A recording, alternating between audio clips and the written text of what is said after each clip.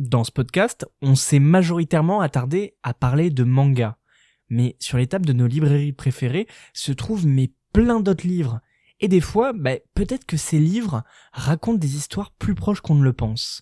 Alors, aujourd'hui sur Entrepods, cap sur le webtoon et le young adulte en compagnie de deux spécialistes. Vous êtes prêtes ? Prêts ? Alors 3, 2, 1, place au générique. Voilà, on y est. Alors on arrête de blablater et on se met au travail. Ouvre grand tes oreilles, c'est important. Je suis pas bête, je sais que ça va pas être facile. T'as pas besoin de prendre des notes pour ça, enfin.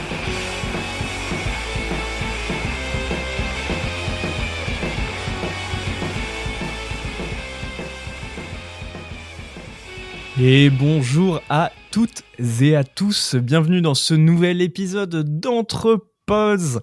Vous l'avez vu dehors, les feuilles tombent et pas tombent, parce que tomber c'est un verbe qui n'existe pas malheureusement, et c'est pile l'occasion de se mettre sous un petit plaid, d'écouter un petit podcast avec des personnes talentueuses, puisque aujourd'hui j'ai le bonheur et l'extrême joie d'accueillir deux autrices. J'ai nommé Aya et Kiri, bonjour. Bonjour. Vous allez bien ? Oui, ça va tranquillou. Tranquille, voilà, j'ai failli me retenir, j'ai essayé de me retenir de rire pour le verbe tomber, mais... Moi aussi. C'est une émission qui commence au chapeau de roue parce que ça fait la 4e fois qu'on relance cet épisode. C'est un bonheur. Ah bah, on adore. Une aventure. Alors, Aya, Kiri, pour les personnes qui ne vous connaîtraient pas, qui êtes-vous ? D'où venez-vous ? Et commençons par Kiri. Qui es-tu ? D'où viens-tu ? Comme dirait Zach Nani. Bonjour une fois de plus, je suis Kiri, l'autrice de Mon vœu le plus sincère, qui est un webtoon édité sur la plateforme Never en numérique et publié en version papier aux éditions Cotoon. J'ai bientôt 27 ans, demain. Oh, Et, d'accord. Joyeux anniversaire en avance. Merci oui. beaucoup, quel plaisir de passer cette veille d'anniversaire avec vous. On sortira les bougies à la fin. Yes. Et du coup, je suis spécialisée pour l'instant dans tout ce qui va être comédie, webtoon et ces choses-là. Donc voilà.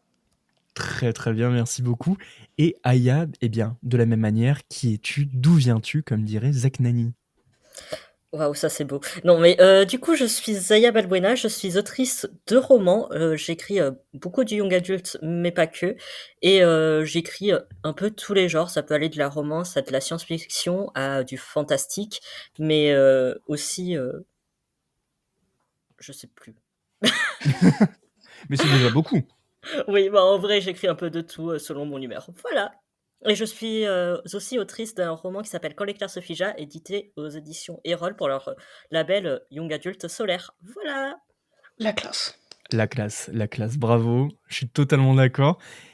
À nouveau, merci énormément d'avoir accepté d'enregistrer cet épisode, puisque vous l'aurez compris, aujourd'hui, on ne parle pas d'un sujet en particulier, d'un thème en particulier, mais plutôt, aujourd'hui, si vous êtes d'accord, on va s'interroger sur les liens qu'il pourrait exister entre les mangas, le webtoon et le young adulte, des genres qui, de prime abord, ont l'air assez différents, alors qu'on va le voir durant 7 heures, 7h30 peut-être, bien que il y a plusieurs éléments qui se confrontent. Déjà, avant de commencer et de parler du sujet de manière plus profonde, je voulais savoir, est-ce que vous étiez des lectrices de manga, de webtoon et de young adulte vous-même ? Aya, par exemple. Du coup, oui, je suis lectrice de manga. Par contre, je lis pas beaucoup de webtoons, voire pas du tout. Et je lis beaucoup de romans. Je lis essentiellement des romans et surtout des young adultes. Très très bien. Et de ton côté, Kiri ? J'ai été très longtemps une enfant et une adolescente qui ne lisait pas de romans. Par contre, je lisais pas mal de mangas à l'époque. Et actuellement, c'est un peu l'inverse. Je lis beaucoup plus de romans que de mangas, BD et webtoon aussi. Mais j'ai dû en lire quand même pas mal pour le boulot, histoire de voir quand même... le webtoon, c'est un média qui est très particulier en termes de mise en page. Donc si on n'en consomme pas, c'est compliqué de l'apprendre, quoi. Très bien, je vois. Ok, merveilleux. Alors, pour introduire cet épisode, on va faire quelque chose qui n'est pas forcément le plus fun, mais qui est malheureusement nécessaire. C'est de définir ce dont on va parler. Alors, autant, bon, les mangas, je pense que tout le monde sait ce que c'est, vu le principe de cette émission. Pour rappel, peut-être, c'est un livre, une bande dessinée japonaise en noir et blanc. Vous connaissez sûrement des grands titres comme One Piece, je sais pas, My Hero Academia, Détective Jujutsu Conan. Kaisen. Détective Conan, oui, exactement. Mais quant au webtoon et le young adulte, je vais faire comme si je ne connaissais pas. Et donc, Kiri, en premier lieu, je vais me tourner vers toi et je vais te demander cette question toute simple. Qu'est-ce que c'est le webtoon pour toi? Alors, en règle générale, on définit le webtoon en disant que c'est une bande dessinée numérique et dont le format est adapté à la lecture sur téléphone. Donc, plutôt que de tourner des pages, on va scroller, donc c'est-à-dire juste descendre une très longue ligne sur laquelle on a posé les cases. Et c'est un format dont la publication, elle est en général hebdomadaire, bi-hebdomadaire si c'est un format avec des chapitres très courts pour les comédies ou les tranches de vie. Mais en général, ouais, c'est une fois par semaine, c'est publié. Et ça dépend bien sûr, mais sur les formats courts, on va avoir entre 15 et 30 cases maximum. Sur les formats longs, on va être sur du 60-80 cases, quoi. Des trucs comme ça. Ok, très bien. Et si je comprends bien, comme tu le disais avec Mon vol plus sincère qui est ta série, certaines œuvres vont être adaptées sur format papier. C'est ça, c'est un truc qui est assez nouveau en France, enfin nouveau, bon maintenant ça va faire 2-3 ans, Mhm. et le webtoon lui-même est un format qui est très nouveau en France, mais le format papier c'est quelque chose qui existe depuis un certain moment quand même en Corée du Sud, qui est le pays d'où vient le webtoon. Mais en France, oui, c'est assez récent. Il y a pas beaucoup d'œuvres françaises qui sont, éditées. On sent que les éditeurs, ils essayent encore un peu de voir, le marché, comment il réagit, quel genre de lectorat vient chercher le format papier. Est-ce que c'est nécessairement le lectorat qui lisait en numérique et cetera? Mais ça commence à s'installer, solidement, on va dire. Ok, ok, très très bien. De toute façon, on aura l'occasion d'y revenir plus précisément, mais je pense que effectivement, c'est un bon croquembouche, comme on dirait. Oh, waouh. Qui dit ça? Je sais pas. Des personnes peut-être trop distinguées. Aya, de ton côté, qu'est-ce que ça veut dire young adult? Parce que j'ai l'impression que c'est un genre qui apparaît depuis récemment, alors que, de ce que j'ai compris, on peut dire que Harry Potter, c'est du young adult comme Hunger Games. Qu'est-ce que c'est tout ça? Alors, pour le coup, Harry Potter, c'est vraiment classé en jeunesse et Hunger Games, c'est plutôt un young adulte. Mais D'accord. globalement, le young adulte, c'est une tranche d'âge. Ça va dépendre des éditeurs, mais si on prend une définition large, en gros, ce sont les romans qui vont pour les personnes de 13 à début vingtaine. D'accord. Et du coup, ce sont des romans qui sont très centrés sur la découverte de soi, sur le fait de grandir, sur les nouvelles expériences. Et donc, ça va souvent être des romans où il y a quand même un petit aspect initiatique, mais pas toujours. Des fois, c'est juste que la tranche d'âge correspond du coup au young adulte, et donc voilà. Et on peut se retrouver du coup avec des romans, par exemple, d'action ou de fantasy qui sont young adulte, alors que voilà. Ouais. Donc en fait, un peu comme le webtoon, c'est un format ou une tranche d'âge plus qu'un genre à part entière.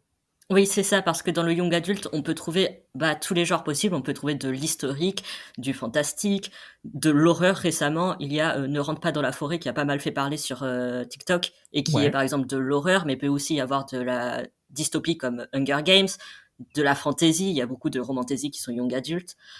Bref, c'est vraiment la tranche d'âge, on va plutôt dire même le public et pas le genre en lui-même. Ok, très très bien. Eh bien, merci beaucoup à toutes les deux pour ces explications. Si je me suis permis de vous demander les définitions respectives de Webtoon et Young Adult, c'est parce que au final, peut-être qu'on s'en rend pas compte, mais le Webtoon, le Young Adult et le manga traitent tous, en tout cas sont destinés, pardon, à une même tranche d'âge, souvent les adolescents, voire les jeunes adultes. Et ce qui fait que depuis un certain temps, ils évoluent sur le marché français dans le même univers.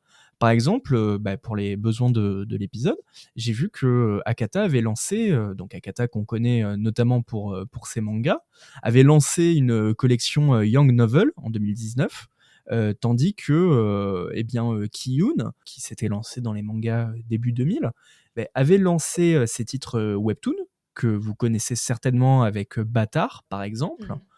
ou carrément a fait sa maison Young Adult avec les éditions Lumen, qui, si je comprends bien, Aya, domine le marché, c'est ça?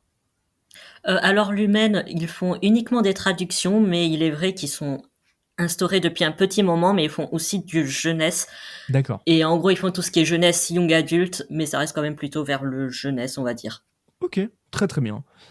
Alors, pour comprendre déjà les similarités, autant on va arriver au manga dans une seconde partie, mais si ça vous va, autant voir comment on peut comparer Young Adult et Webtoon, si ça vous va. Mais let's go. Ouais, c'est parti. Ok, carré. Du coup, j'ai fait des petites recherches, vous l'aurez compris, et je suis tombé notamment sur un article d'Amandine Gachlang qui justement compare Young Adult et culture un manga, et je me suis dit que ce serait intéressant aussi de l'extrapoler avec le webtoon. Et dans cet article qui s'appelle Excursion guidée du côté de la littérature young adult et de la culture manga, en fait, elle voit que tous ces genres se retrouvent dans le fait que les éditeurs trouvent les nouveaux talents sur le net, quoi, sur Internet, et du coup vont vraiment jouer avec les communautés respectives des autrices et des auteurs en les mobilisant, en communiquant directement avec eux. Le fait que des éditeurs vous contactent sur Internet, est-ce que ça a été le cas pour vous? Du coup, comment Erol et Kotun se sont tournés vers vous? Est-ce que tu veux commencer? Pourquoi pas. Du coup, Erol, par exemple, dans mon cas, m'ont repéré sur Internet parce que je suivais déjà l'éditrice et l'éditrice me suivait déjà. On se connaissait pas spécialement pour ce qui est vraiment de mon écriture, mais on se connaissait plus parce qu'on était toutes les deux dans le milieu de l'édition. Mais dans le cas de ma maison d'édition, Erol, beaucoup d'auteurs qu'ils ont trouvés venaient des réseaux sociaux. Par exemple, la première autrice qu'ils ont publiée venait... l'éditrice a repéré le texte sur Wattpad. Il est vrai qu'en young adult, beaucoup de textes, surtout francophones, sont repérés sur Internet, ou alors sont repérés parce que ce sont des personnes qui sont déjà connues encore une fois sur Internet. Kiri, de ton côté, ça a été le cas aussi? On est venu te voir sur Internet? Alors non, pour ma prochaine série, c'est un peu ce qui s'est passé, mais j'ai l'avantage du coup d'en avoir une première qui a été déjà éditée, donc du coup, disons que l'éditeur savait dans quoi il se risquait. Donc ça, il est venu me chercher sur Instagram, donc nickel. Ok, très bien. Mais dans le cas de ma première série, pour la version numérique, c'était parce que j'avais participé au concours Webtoon. Ouais. Et ils ont sur leur plateforme, ils ont un espace qui est l'espace Canvas, qui permet de poster son webtoon de manière tout à fait libre, indépendante. Ouais. Et du coup, j'avais continué de poster là-bas après le concours, parce que je ne l'avais pas gagné, bien sûr. Et du coup, c'est comme ça que j'ai pu signer avec eux, parce que quand je leur ai envoyé mon dossier en me disant « peut-être », Ouais. eux, ils allaient me demander. Donc du coup, on s'est un peu génial. croisés, donc c'était trop bien. Et pour Kotun, j'ai une petite anecdote à ce sujet, si c'est ok. Ah bien sûr. On aime C'était les en fait... anecdotes. Ouais, mais du coup, ça rajoute quelques secondes de parole, on va dire. Mais c'était à une Japan Expo, je sais plus l'année, voilà. Ok. Où c'était la première année où j'avais un stand avec des collègues. Et on a fait le premier jour. Et le soir, quand on rentre à l'hôtel, l'artiste avec qui je partage la chambre me dit « Mais tu sais, toi, ton webtoon, là, il irait bien en version papier et tout, ça commence à se faire en ce moment. En plus, il y a Kurokawa, là, ils sont en train de faire un label de webtoon papier et tout, t'irais trop bien là-bas. » Et je lui dis « Mais ma grande, redescends, Kurokawa, c'est pas possible. Genre, une version papier, pourquoi pas, mais déjà que l'éditeur vienne me chercher, c'est pas possible. Et ensuite, faudrait que viser un peu plus bas. » Et le lendemain, littéralement le lendemain, sur le stand, je vois arriver genre 3-4 personnes, je crois qu'elles étaient 4, avec une petite veste rouge avec marqué Kurokawa en blanc dans le dos, Trop qui drôle. approche de mon stand. Et là, je me dis, ok, reste naturel. Remets tes sourcils correctement. Et du coup, Je garde calme. c'est ça vraiment. Et je me disais juste, mais qu'est-ce qu'il fout là? Mais c'est trop drôle. Et je me dis, Mais genre, oui. fais ton truc, tu vois. Et là, l'une d'entre elles arrive, qui d'ailleurs s'appelle Déborah, et qui me fait, oh, mais ça fait 1 heure qu'on cherche ton stand, Kiri. Je me dis, comment ça? Comment ça? Bonjour, qu'est-ce que je peux faire pour vous? Vous cherchez quelqu'un? Et du coup, il se présente, il fait, bah donc du coup, bonjour, je suis Déborah de l'équipe Kurokawa machin bidule. Et en Trop fait, bien. on a un nouveau label de webtoon, et nous, en fait, on aime beaucoup Mon vœu le plus sincère, et on s'était dit, ça, toi, il y a rien de fait, mais ça te tenterait de qu'on discute de potentiellement une version papier? Et je me suis dit, mais c'est quoi cette histoire? Mais Déjà, je me suis génial. tournée vers ma pote, en mode, mais c'était doux de T'avais raison. voyance. Non, mais La vraiment, prophétie. c'est exactement ça. Donc j'étais hallucinée. Et ensuite, bah, l'opportunité qui venait de se présenter devant moi alors que j'étais en train de mourir de chaud, il faisait 45 degrés. Et ensuite, bah, il y a eu discussion et tout, voilà. Mais donc, dans le premier cas, oui, c'était sur Internet, mais par le biais de l'après-concours. Ouais, Dans le second cas, c'était du personne à personne en convention. Et dans le troisième cas, pour ma prochaine série, ouais, c'était sur Internet. sur internet, OK. Et de là, j'avais une autre question, c'était que, bah, par exemple, j'imagine que pour Quand l'éclair se figea, Aya, tu une version, manuscrite. C'était une V1 qui allait être retravaillée par la suite, c'est ça? Oui, c'est ça. En gros, j'avais écrit un premier jet. J'avais un peu réécrit, mais sans le faire lire à personne. Ouais. Et après, bah, quand l'éditrice m'a contacté et qu'on a parlé et tout, et bah, j'ai paniqué parce que c'était pas prêt. OK. OK, très, très bien. Et de ton côté, Kiri, de la même manière, c'était à l'étape de manuscrit ou, bah, on va dire, ton webtoon était déjà, terminé, prêt à être livré, pour, la maquette, papier? Mais alors tellement pas. Ouais, Mon vœu le plus sincère, c'est 3 saisons, ouais. 121 épisodes. Quand ils sont venus, j'avais même pas terminé la saison 2. Ah ouais! Je suis même pas sûre que j'étais à la moitié de la saison 2, donc on était vraiment sur, quelque chose qui était pas du tout terminé. Et c'est OK. d'ailleurs une des questions que je leur avais demandé, quand on parlait un petit peu du contrat, où je leur disais: «Mais, si ma fin elle est pas terrible, enfin, vous allez, changer d'avis, arrêter la série?» Ils m'ont dit: «Non, non, nous on est plutôt du genre à se lancer dans une série complète, on prend ce risque-là, tout». Je fais: «Bon, bah, d'accord, OK». Mais, du coup, j'avais déjà la moitié de la série de faite. Je OK. continuais jusqu'à la fin et pour tout ce qui va être mise en page en planche, parce que du coup la mise en page version papier et version numérique est très différente. Ouais. Tout à l'heure je parlais de bandes, alors que bon bah, quand tu prends un webtoon papier, bah, c'est des planches de bande Mmh. dessinée, voire un peu type manga. Ouais. Bah là, je leur ai dit très franchement: «Écoutez, si c'est moi qui fais la mise en page, le livre il sort en 2030». Donc ils nous ont dit: «Bah, très bien, vous voulez te proposer de le laisser plutôt à un studio de maquettistes, Ouais. maquettage, maquettation». Et du coup, j'ai fait: «Bon, bah, très, très bien». Donc du coup, je ne me suis pas occupée de ça. J'ai refait quelques cases, parce que mes Ouais. premiers épisodes, par exemple, étaient hyper pixelisés. Mais à part ça, voilà, quoi. Et les épisodes bonus? Et bien sûr, les épisodes bonus, que là, par contre, en l'occurrence, j'ai fait au format, planche directement. Il a fallu que je me remette dans le bain et Mmh. c'était trop cool, par contre, de pouvoir changer un peu de mise en page et tout, Trop, c'était trop bien. chouette. OK, génial. Et je remarque que toutes les 2, vous avez une présence, sur internet assez importante. De ton côté, Aya, tu cherches vraiment à mobiliser ta communauté pour être derrière toi sur chacun de tes projets? Oui, c'est, globalement parce que, bon, là, je vais rien dire, d'impressionnant, le monde du livre est très concurrentiel et et surtout, bah, avec le nombre de parutions, bah, surtout en young adult, bon, je pense que aussi dans les webtoons, hein, et dans un peu tout, mais en young adult, il y a beaucoup de parutions et du coup, les nouveautés, se noient très vite dans la masse. Ouais. Donc on est un peu obligé, et les maisons d'édition, vu qu'elles ont aussi des nouveautés, elles vont pas toujours faire la promotion des anciens livres, donc on est un peu obligé, d'être présent en ligne pour faire parler de notre livre. Pas Ouais. forcément pour, faire que ça devienne un best-seller, mais pour toujours continuer à ce qu'il soit un peu dans l'esprit des gens. Donc si je suis sur les réseaux, c'est surtout parce que j'ai pas trop le choix si j'ai envie qu'il y ait toujours quand même des gens qui s'intéressent à mes livres. Voilà. OK, très bien. Et Roll te suit justement sur cette présence sur internet où il te laisse faire, le contenu de ton côté et eux vont, on va dire, vont, vraiment s'attacher sur, la communication de l'épreuve, du titre en librairie. Il laisse totalement de liberté parce que c'est nos réseaux personnels, ce n'est pas en lien direct avec Erol, sauf si par exemple on fait une publication où on parle d'Erol. Là, Ouais. il demande même pas à relire, mais si jamais tu dis un truc nul en disant ah je déteste Erol dans ta publication, on va t'envoyer un message en disant supprime ma belle. Mais Mais sinon, non, on est totalement libre de faire comme on veut, d'aborder nos romans de la manière qu'on veut. Si on a envie d'aborder ça avec humour, en mettant n'importe quoi ou en faisant du shitpost, on peut. Si on a envie d'aborder ça de manière un peu plus sérieuse, un peu plus professionnelle, on peut.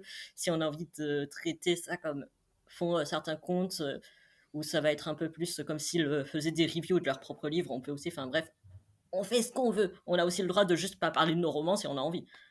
Ok, très très bien. Et de ton côté, Kiri, j'ai l'impression que c'est beaucoup de work in progress, de les dernières planches sont sorties, Ouais. voilà quelques teasings.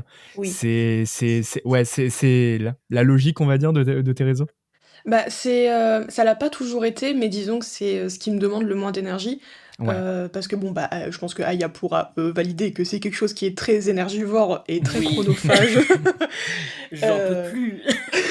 Genre, je meurs aussi. Genre là, j'essaye de m'organiser tous les week-ends, de me prendre un temps pour faire un petit strip, donc une petite BD en quelques cases que je puisse poster sur les réseaux.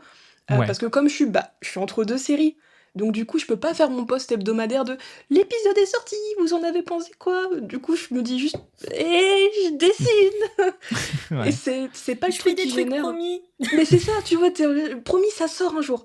Ouais. Mais ça, c'est pas un truc qui génère de l'engagement, alors que c'est ce qu'il faut pour entretenir un compte et entretenir une communauté. Et du coup, j'essaye un petit peu de me pousser pour pouvoir, le week-end, comme je disais, faire un petit strip qui fait plutôt réagir les gens.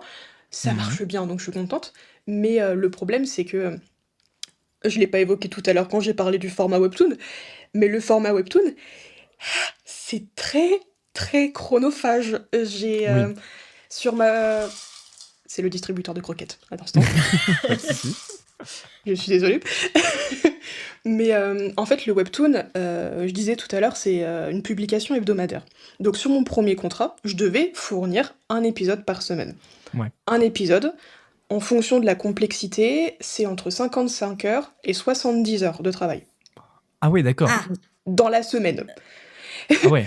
Donc du coup, ça va ne le respecte pas les trouver. conventions de Genève, tu sais, la meuf. qui est dans le- Oui, non, vraiment. En plus, on n'est pas salarié, donc tu sais, il n'y a pas ce truc de Oui, respecter. c'est ça, ouais. Voilà. Oui, non, mais t'es là, T'es tu un- passes je sais pas combien de temps, t'es payé que dalle. Oui. 1 euro Oui. par exemplaire vendu, la miam. Du Mm. coup, l'avantage du format webtoon, c'est qu'on n'est pas payé à l'exemplaire, vu que c'est des épisodes, on est payé vraiment à l'épisode fourni à la plateforme.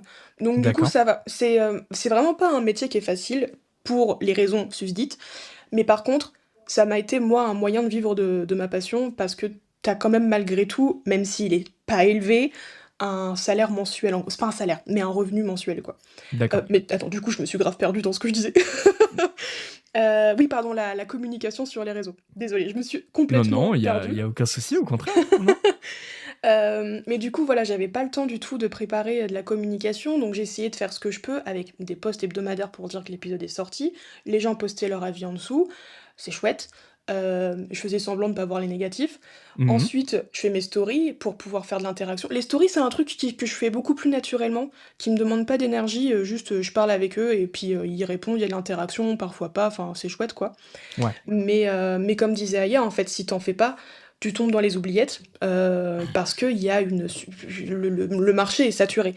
Et le webtoon a exactement le même problème que le marché littéraire, où t'as beaucoup de séries, c'est trop cool, mais t'as pas un nombre de enfin le lectorat il grandit, au bout d'un moment il grandit plus, et les gens leur journée elle dure que 24 heures aussi, donc ils Ouais. peuvent pas consommer 725 webtoons par jour. Bien sûr. Donc du coup pour rappeler que t'existes, voilà.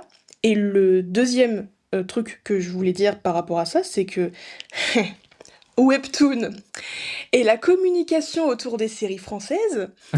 Ah bah, Ouais, bah surtout ces temps-ci, oui. t'en as Ah déjà oui. parlé en plus de ce sujet, il me semble. Oui, oh oui, oui, oui, oui, oui. Tu sais, tu parlais là, de l'éditeur qui t'appelle pour te dire mais Aya, bon je suis nulle Donc à c'est une me anecdote rappeler. fausse, hein. Oui, mais moi c'est une anecdote vraie, voilà. Ah ouais, d'accord. Ah oui, d'accord. Mais j'avais fait un truc un peu plus hard aussi. On m'a dit, écoute, tu peux que juste retirer ta story. Je fais, bon, d'accord, je retire, pardon. Hmm. J'ai le droit, je suis plus sous contrat. Ah bah voilà, Euh, très bien. mais bref, du coup, en fait, si tu veux juste pouvoir rivaliser avec les séries coréennes qui sont dans un monopole de communication par la plateforme Webtoon, t'es obligé de saturer toi-même ta communication en disant c'est sorti, regardez, j'ai fait un edit super stylé avec mes personnages, regardez comment ils sont super sexy. Oui, cette case où il est torse nu, ça apparaît qu'une fois. Mais je l'ai faite que pour pouvoir communiquer dessus. C'est que ça. Ah ouais. En Ouais. vrai, c'est un peu pareil dans les livres, je trouve, surtout en romance, mais il y a beaucoup, je rebondis un peu sur les tropes, mais je sais qu'en romance, il y a beaucoup de tropes qui sont utilisées, que ce soit, moi-même, j'en écris une en ce moment, mais souvent on prend celles qui sont un peu à la mode parce qu'on se dit que comme ça va un peu attirer les gens. On est un peu obligé, pour D'accord. se démarquer, de reprendre des trucs un peu mainstream. Enfin, je sais Ouais. pas si c'est le bon Ouais. mot, bref. Pour que les gens ils soient un peu attirés, qu'ils fassent un peu attention et qu'ils scrollent pas direct notre contenu en disant oh je m'en fous. C'est ça, C'est- faut trouver le truc qui retient leur attention, Mm. juste la retenir pour qu'ils puissent regarder une partie du post, quoi. Je sais pas si la comparaison est pertinente, mais c'est vous vous inscrivez dans une trend et vous la déformez pour que ce soit votre image en fait. Oui, c'est ça. Ça. Parce Ouais. que Ouais. souvent, il y a des trends globales qui sont reprises après et qui sont retransformées en format littéraire ou en format livre même plutôt. Bon, je sais pas si l'exemple est super, mais je sais pas si vous voyez la trend avec la musique de Sabrina Carpenter. Ouais. Non, désolé. Ouais, en gros, c'est une trend où il y a une musique où, en gros, il y a des gens qui sont avec... Enfin, la version de base, en gros, c'était... je sais pas comment expliquer ça sans paraître chelou. Oui, bah c'est un peu En gros, il y glamour avait quoi. des gens, la trend de base, c'est des gens qui font rien de lambda. Il y a un moment de la musique, ils font des trucs pas très catholiques et ça remet la musique normale. Et il y a des gens, ils ont fait pareil avec les livres. Voilà. Ok. D'accord. Ok, très bien. Oui. Pourquoi pas. Mais Bon, du ça, coup, dans c'était une peut-être un logique exemple de... extrême, mais... Non, mais dans Faut une vendre logique ses de livres. pub, quoi. Ouais, Oui. il faut vendre, quoi. Ok, très bien. Et du coup, est-ce que le bon plan, c'est de travailler en autopublication ou pas? Parce que ça a l'air assez compliqué et en même temps, de plus en plus d'autrices, d'auteurs décident de ne pas forcément collaborer avec des maisons d'édition, mais de se mettre à leur propre compte. Il me semble que toi, Aya, c'est le cas pour ton prochain roman la campagne est actuellement fermée, il me semble. Ça y est, elle Ouais, est elle est terminée. finie depuis dimanche soir. Depuis dimanche, pour A4, on refait le monde, c'est ça. Est-ce que Oui. c'est le bon plan, du coup, de ne pas forcément tout le temps collaborer avec des maisons d'édition? Alors, en fait, ça dépend totalement des personnes et de leur objectif. Si, par exemple, ils écrivent des romans et que c'est pas du tout leur but d'en vivre, mais c'est juste une passion, ils ont la chance d'être édités, en soi, ça sert à rien nécessairement de se tourner vers l'auto-édition, parce que l'auto-édition, c'est quelque chose qui est très chronophage, Ouais. et qui demande aussi beaucoup de compétences. Et c'est pour ça que c'est toujours un peu mieux quand ce sont des gens qui se connaissent déjà dans l'édition qui font de l'auto-édition, parce que sinon, on peut se retrouver avec des choses, voilà. Ouais. Les livres avec des couvertures IA, bonjour. Je vois pas de quoi tu parles. Malheureusement. Oh non. Mais ouais, en fait, le problème avec l'auto-édition, c'est que ça rémunère mieux que l'édition classique. Pour le même nombre d'exemplaires vendus, on est beaucoup mieux payé. Par exemple, là, sur A4, on refait le monde. Pour le nombre d'exemplaires vendus, du coup, là, 400. Mhm. Ouais, 400. Je vais être payé presque 2 fois ce que j'aurais été payé, même un peu plus que ce que j'aurais été payé pour ce nombre d'exemplaires vendus de Quand l'éclair se figea. Ah Ah oui, ouais, d'accord. Ok. malgré les frais d'impression et Ouais. d'envoi et tout? Ah purée, excellent, c'est génial. Oui, mais justement, le problème, c'est qu'il faut gérer déjà Oui. tous les investissements d'avant, du coup payer des illustrateurs, des maquettistes, des correcteurs. Si on a un peu de doute sur notre livre, des éditeurs freelance pour qu'ils relisent la chose. Et après, il faudra payer les imprimeurs, les envois, les goodies. Donc ça fait beaucoup de frais à investir et c'est pour ça que c'est souvent conseillé de faire des campagnes Ulule, enfin des financements participatifs. Mais je divague beaucoup, je suis désolée. Non, Non, au contraire, c'est ça répond tout hyper à fait à la intéressant. question. Mais par exemple, j'avais auto-édité déjà des livres avant et j'avais pas fait de campagne participative. Celle de A4 On refait le monde était la première parce que globalement, avant, mes frais investis pour les livres, c'était en gros 600 € avant publication. C'était en gros le prix pour payer enfin même des fois un peu plus, payer illustrateur de couverture et payer ou graphiste de couverture, ça dépendait, et payer correction. Et du coup, après, en fait, je faisais juste une petite estimation de vente. Je faisais un petit planning de vente en me disant, OK, au bout d'un mois, je sais que ce sera remboursé tout ce que j'ai investi et du coup, ce sera assez nice. Ouais. Et du coup, on peut le faire, mais il faut déjà avoir un peu d'argent de base. Et Ok. moi, j'avais toute ma bourse que j'avais économisée. Ouais. Mais tout ça pour en revenir au fait que, oui, on est globalement beaucoup mieux payé en auto-édition, mais on va généralement vendre moins d'exemplaires, sauf en rares exceptions. Je sais que je suis par exemple une exception. Ma romance lesbienne s'était vendue à plus de 500 exemplaires. D'accord. Là, Ouais. j'ai À 4 ans on fait le monde qui s'était vendu à 400. Mon premier roman, qui en plus c'était vraiment une tranche de vie familiale qui va pas non plus intéresser grand monde, s'était vendu à 200 exemplaires. Enfin bref, Ok. mes livres se vendent plutôt bien. Ouais. Et du coup, ça fait que je suis plutôt bien payée, mais à côté, il faut faire beaucoup de promotions, beaucoup de mise en avant, et vraiment, ça demande beaucoup de travail, d'envoi de service presse, enfin, ça demande beaucoup de temps, beaucoup d'énergie, sans même parler juste des frais financiers, là, juste les frais physiques, Humain, on va ouais. dire, Ouais, c'est ouais. Totalement, complètement ouais. dingue. Par exemple, là, pendant toute la période Ulule, je faisais du montage presque tous les jours. Je me prenais tous les dimanches après-midi, enfin pas que après-midi, tous les dimanches pour filmer, enregistrer, monter des vidéos. Enfin, c'est Ah très ouais, chronophage et d'accord. il faut vraiment avoir le temps. Par exemple, si j'avais été en emploi salarié à temps plein, parce que du coup, je suis éditrice à mi-temps, mais si j'avais été à Ouais. temps plein, j'aurais jamais eu le temps de gérer la campagne Ulule. C'est Putain, d'accord, vraiment, ok. c'est pas un bon plan. Enfin, c'est un bon plan si vraiment ton objectif c'est d'en vivre et tout, mais je pense qu'il faut déjà avoir un appui derrière financier pour permettre d'être à mi-temps ou quoi, pour essayer de après vraiment développer à fond, parce que sinon c'est juste impossible et c'est un coup à péter un câble et Ouais. disparaître à tout jamais. Waouh, ok. Et de ton Ouais, désolé, c'est j'ai beaucoup. non, mais je m'attendais pas à ce que ce soit autant prenant, en fait, autant d'investissement, quoi. Bah en fait, ça dépend. Si tu fais bien la chose, c'est vraiment crevant. C'est par exemple, je sais pas si vous avez passé la campagne Ulule d'une autrice qui s'appelle Lydia Richa. Elle est pas mal sur Non. TikTok. En gros, Non, là, ça me dit rien. Le nom du livre peut-être, mais From the l'autrice. Ashes. Bon, alors la couverture peut-être me dira quelque chose. Attends, attends, je vais l'envoyer sur Instagram. Mais bref, elle avait fait une campagne Ulule où elle avait récolté plus de 100 000 euros. Oui. Ah oui, Ah oui, ouais. oui, oui, c'est bon, ça me revient. Oui, Ah, fallait dire les gros chiffres. oui. L'argent. Aïe, s'il te plaît. Et du coup, elle avait vendu plus de 1000 exemplaires. Normal, j'ai envie de dire, vu l'argent Ouais. qu'elle a récolté.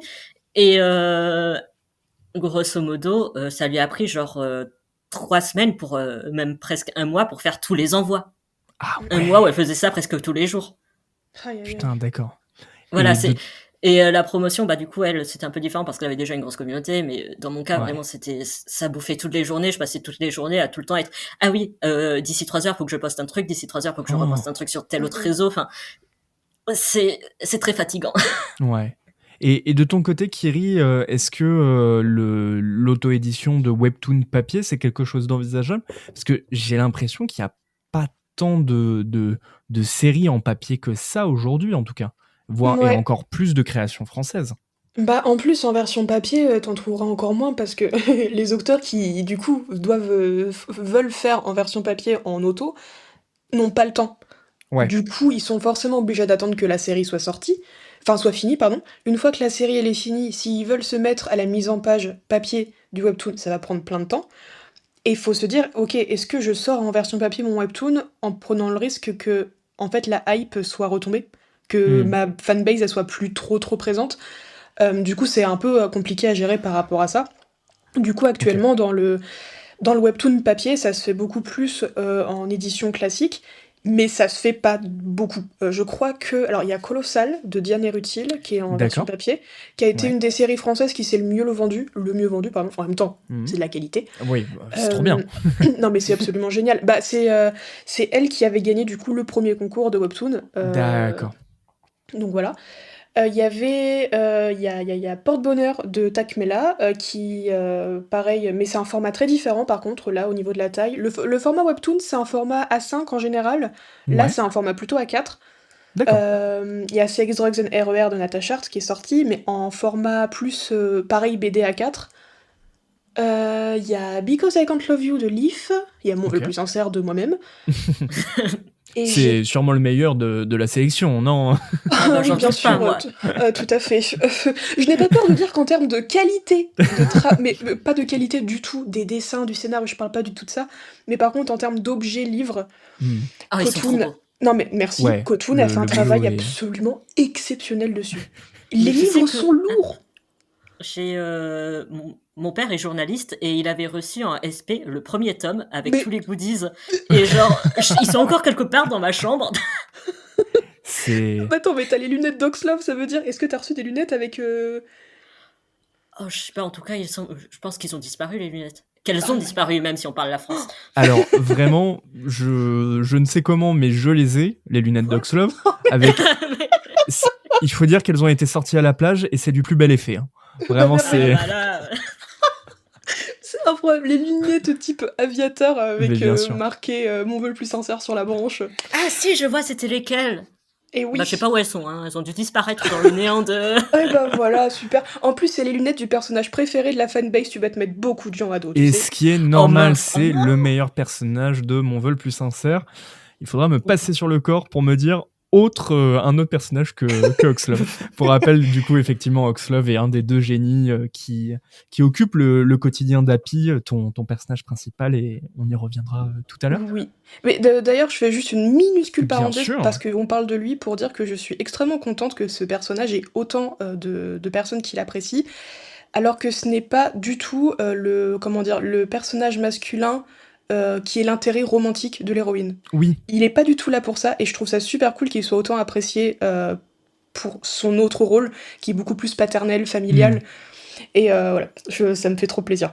Mais attends, mais c'était quoi ta question de base là? Pourquoi, Ouais, on a dévié, là on est déjà à Heu, 36 minutes non, d'enregistrement. mais c'était l'auto-édition dans le webtoon? exactement. Est-ce que c'était possible? Mais donc si je comprends bien, compliqué, surtout en ce moment où le webtoon, papier est pas forcément le plus mis en avant en rayon, c'est ça? C'est ça. Après, pour en revenir à ce que je disais, il y a, par exemple une collègue qui s'est, lancée, sur l'auto-édition de son webtoon, qui s'appelle Miss Fortune Teller. Je Mmh. sais pas du tout, ce qu'il en est du financement et tout, mais par contre, elle a pu le faire parce que sa série est terminée. D'accord, Donc il y a OK. toujours cette notion il faut le temps parce que la mise en page, mais c'est si long! Oui, bien sûr. C'est long, quoi. Et en publication numérique, le webtoon, en auto, numérique, en France, ça n'existe pas encore. Ouais. Aux US, ça se fait pas mal. Il y a plein de séries, qu'on va retrouver sur Webtoon US dans la partie Canvas, donc hors contrat, c'est-à-dire les auto-édités, Mmh. qui, ont une énorme communauté qui vont les soutenir sur des plateformes, type, Patreon, ces trucs-là, et qui vont pouvoir en vivre en auto. En France, ça OK. se fait vraiment beaucoup moins. Il y a bien sûr Maliki, tout ça, mais c'est pas du webtoon, c'est du webcomic. Oui. Voilà, c'est encore autre chose, mais du coup, ça se fait pas trop encore. Donc alors petite, aparté, webcomic, on est d'accord, c'est BD sur internet simplement? C'est ça, voilà. Alors que le Ouais. webtoon, ce qui est aussi une BD sur internet, c'est Oui, adapté à la lecture sur téléphone. très, très bien. Alors on va enchaîner avec la suite de cette interview, pour justement parler du manga. Tout à l'heure, vous le disiez, vous étiez des lectrices de manga, mais pas que. Pour Quand l'éclair se figea, à 4 on refait le monde de ton côté, Aya, mais aussi pour, Mon vœu le plus sincère. Tout simplement, je voulais savoir quelles étaient vos références, vos inspirations, et est-ce que parmi, celles-ci, il y avait des mangas par hasard? Bien sûr, épisode 3, Happy, se transforme en Queen Avocado, qui est une parodie totale de Sailor Moon. Et vous me direz: «Pourquoi?» Parce que tout le monde sait que dans le scénario, quelque chose doit toujours servir au scénario, Bien et évidemment. je vous répondrai: «J'en sais rien». Heu, Ah, Quand j'ai commencé Mon vœu le plus sincère, je me disais juste: «Allez, ça part dans tous les sens, c'est trop marrant». À la fin, j'ai réussi à relier tous les wagons entre eux par miracle. J'ai appris entre 2 ce que c'était un scénario. Mais sur la saison 1, j'y allais vraiment, bon, on verra, voilà, je colle des trucs au mur, si ça colle, c'est cool. Ouais, Et donc voilà, épisode 3 et 4, Happy se retrouve en Queen Avocado. Ça revient fin de saison 1, ça revient à effectivement. la fin de la saison 3. C'est un truc qui est voilà. Parce que Sailor Moon, c'est quelque chose que j'ai beaucoup regardé, Ouais. vraiment, des phases obsessionnelles, pendant mon adolescence. Avant ça, il y avait, les Winx.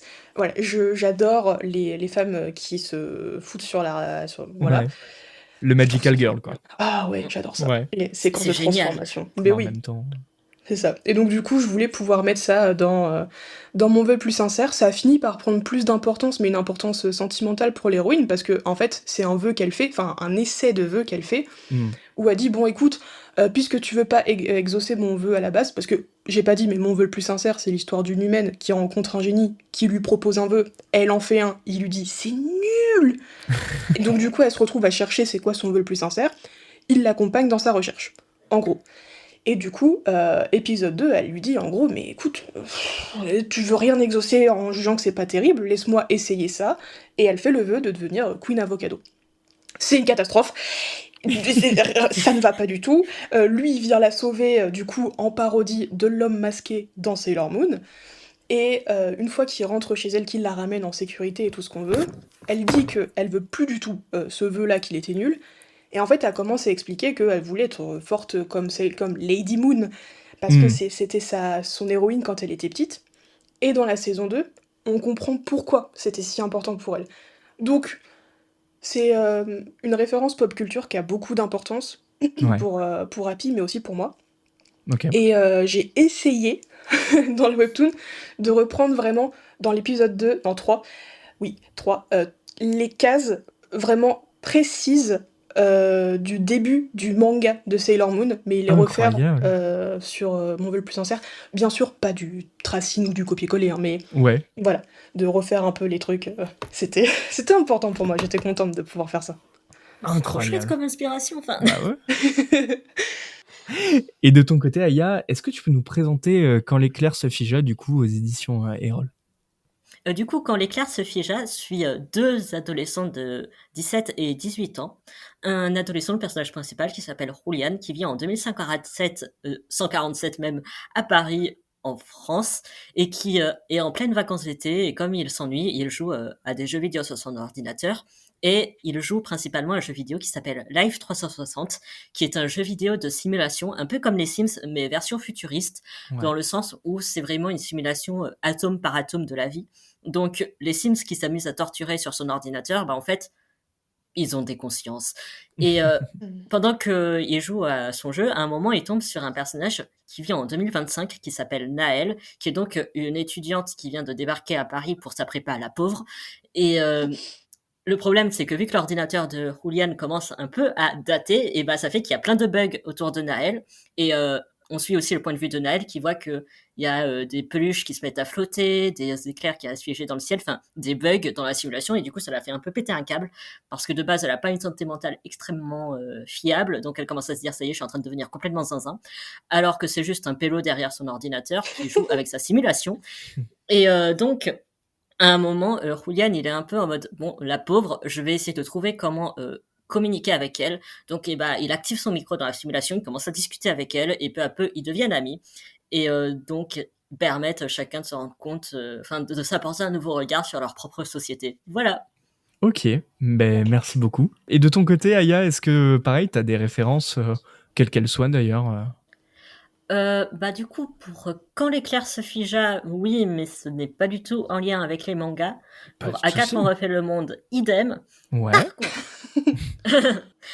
Pour du coup un roman que j'ai écrit qui s'appelle L'horizon des événements, qui est un roman fantastique Mhm. d'horreur. Il y a beaucoup d'inspiration de Nana. Ok. Oui, je suis vraiment cette basic girly que je pense être. Mais en même temps, c'est si bien. Oui. Du coup, il y a une grosse inspiration de Nana. Et pour un projet que j'ai en tête, c'est un projet justement de Magical Girl. Oh, Ok. merveilleux. Mais oui, et c'est en gros, comment le résumer?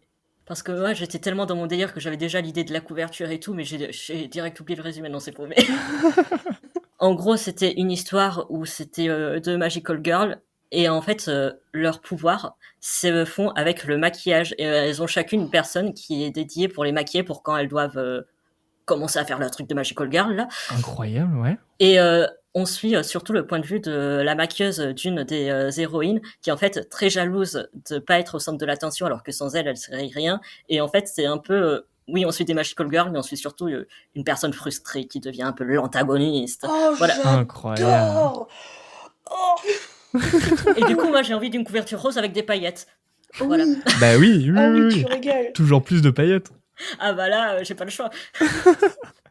C'est trop, trop Phénoménal. cool. Mais du coup, c'est un truc. En fait, on reprend les Magical Girls, il y a des paillettes, des transformations, des jolies tenues et tout. Mais en vrai, c'est un peu plus sombre. Voilà. Ok. Oh, j'adore ça. Mais j'avais réfléchi à un webtoon, alors du coup, ce serait dans l'avenir, donc il n'y a rien de sûr ou quoi, mais d'une romance lesbienne entre une Magical Girl, en l'occurrence, et une Ouais. cosplayeuse. Oh! Oh, ok. Ouais, voilà. C'est tout ce que j'ai. Mais bah, écoutez, s'il y a des éditeurs qui passent par là, des maisons d'édition, n'hésitez pas à prendre contact parce que là, on a plein de scénarios qui peuvent être vraiment très très bien. Les Magical Girls, c'est génial. Les gens, pour la nostalgie, ils vont prendre. Prenez-nous, les Exactement. éditeurs. Exactement. Ben, Magical Girl, forcément, c'est en lien avec les mangas, forcément, c'est Sailor Moon, mais pas que. On pense, par exemple, la Madoka Magical Girl, on va avoir Doremi, on va avoir donc Sailor Moon, on l'a dit. Bref, Webtoon, Young Adult et manga, ce sont des inspirations qui se rencontrent et qui font un mélange, un univers assez riche et qui se répond tel un match de ping-pong.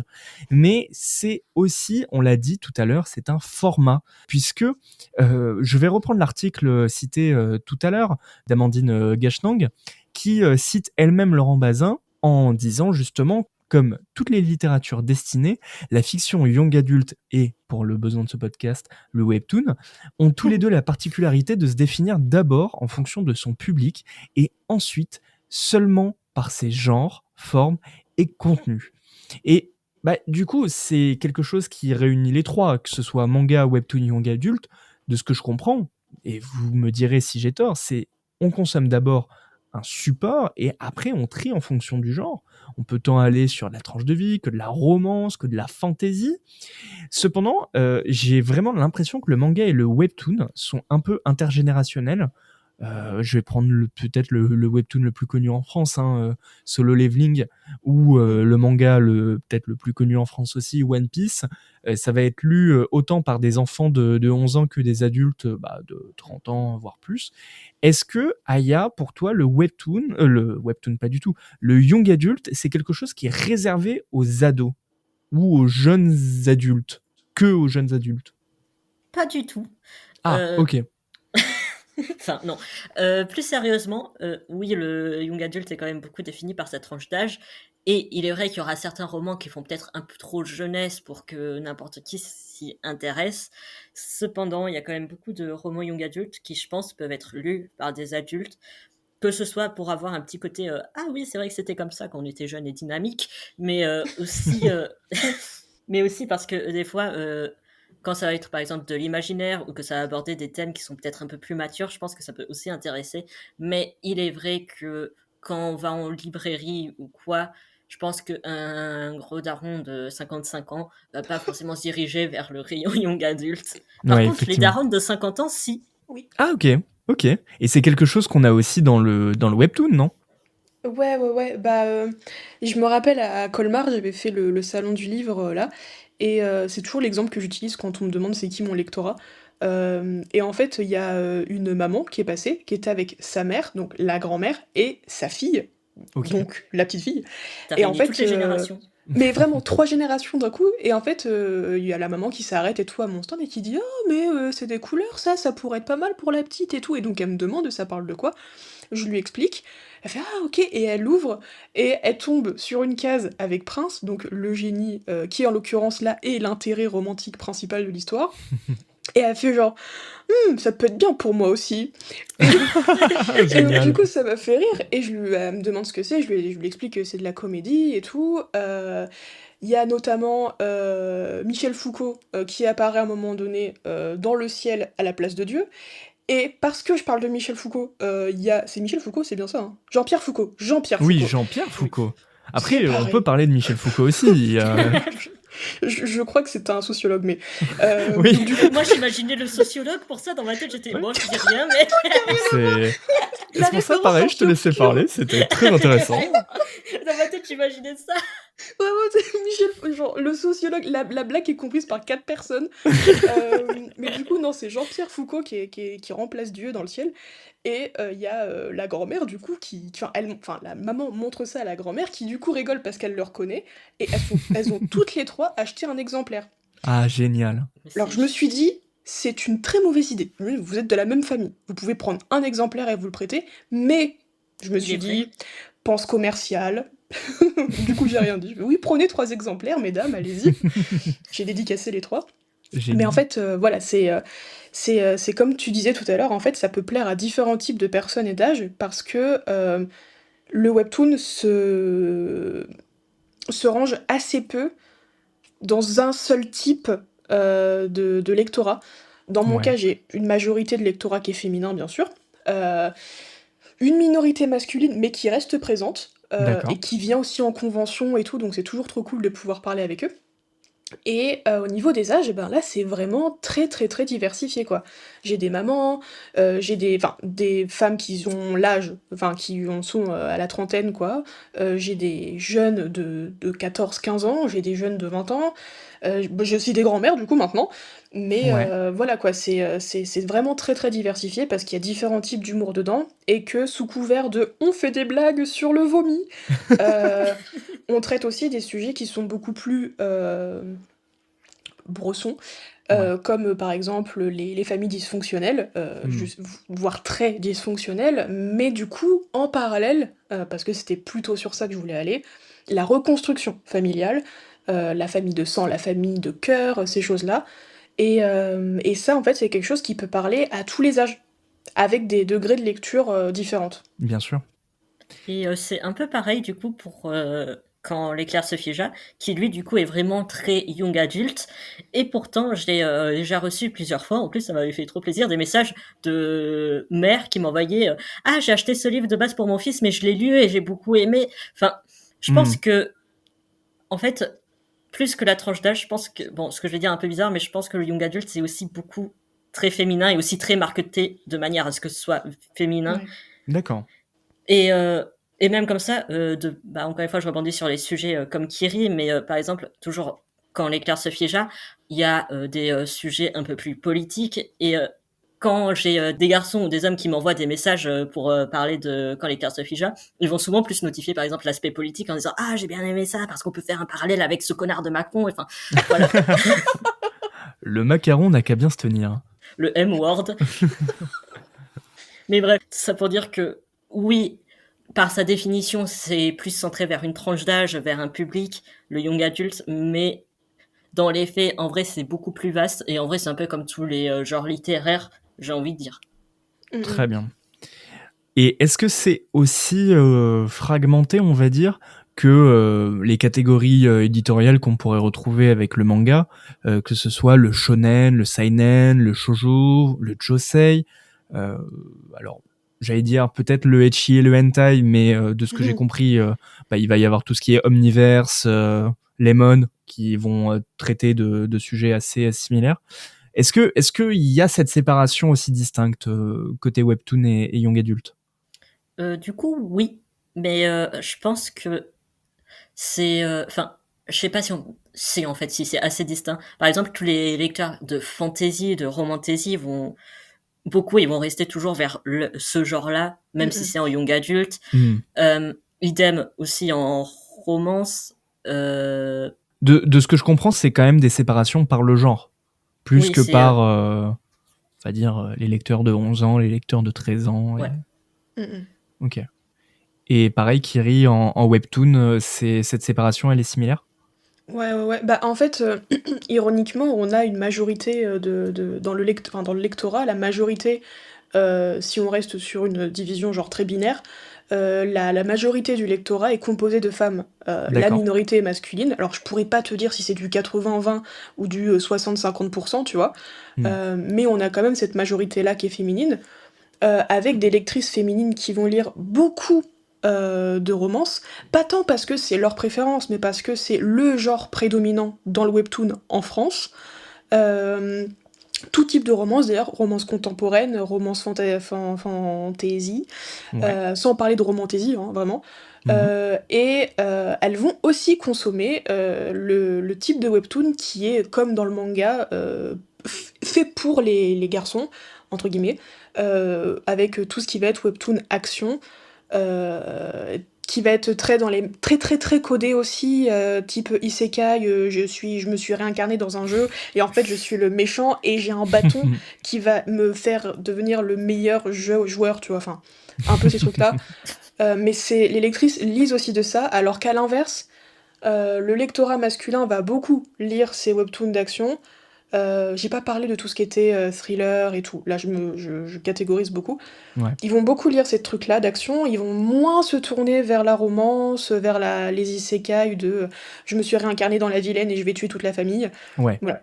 C'est, le webtoon féminin, il est très axé, colère féminine, libération des corps, Mmh. de moins en moins avec la nouvelle vague qu'on retrouve en ce moment chez Webtoon Never. On a beaucoup de webtoons, quasiment pornographiques, OK, avec, d'accord. pas nécessairement, je mentionne ça mais très rapidement, pas forcément des relations, consensuelles, heu et ça, c'est quelque chose qui commence à prendre de la place. Beaucoup sur la plateforme et il y a OK. beaucoup, beaucoup de plaintes de la part du lectorat, de la part des auteurs, mais c'est quelque chose qui fait énormément de chiffres. Donc du coup, ils les laissent, ces séries-là. Voilà.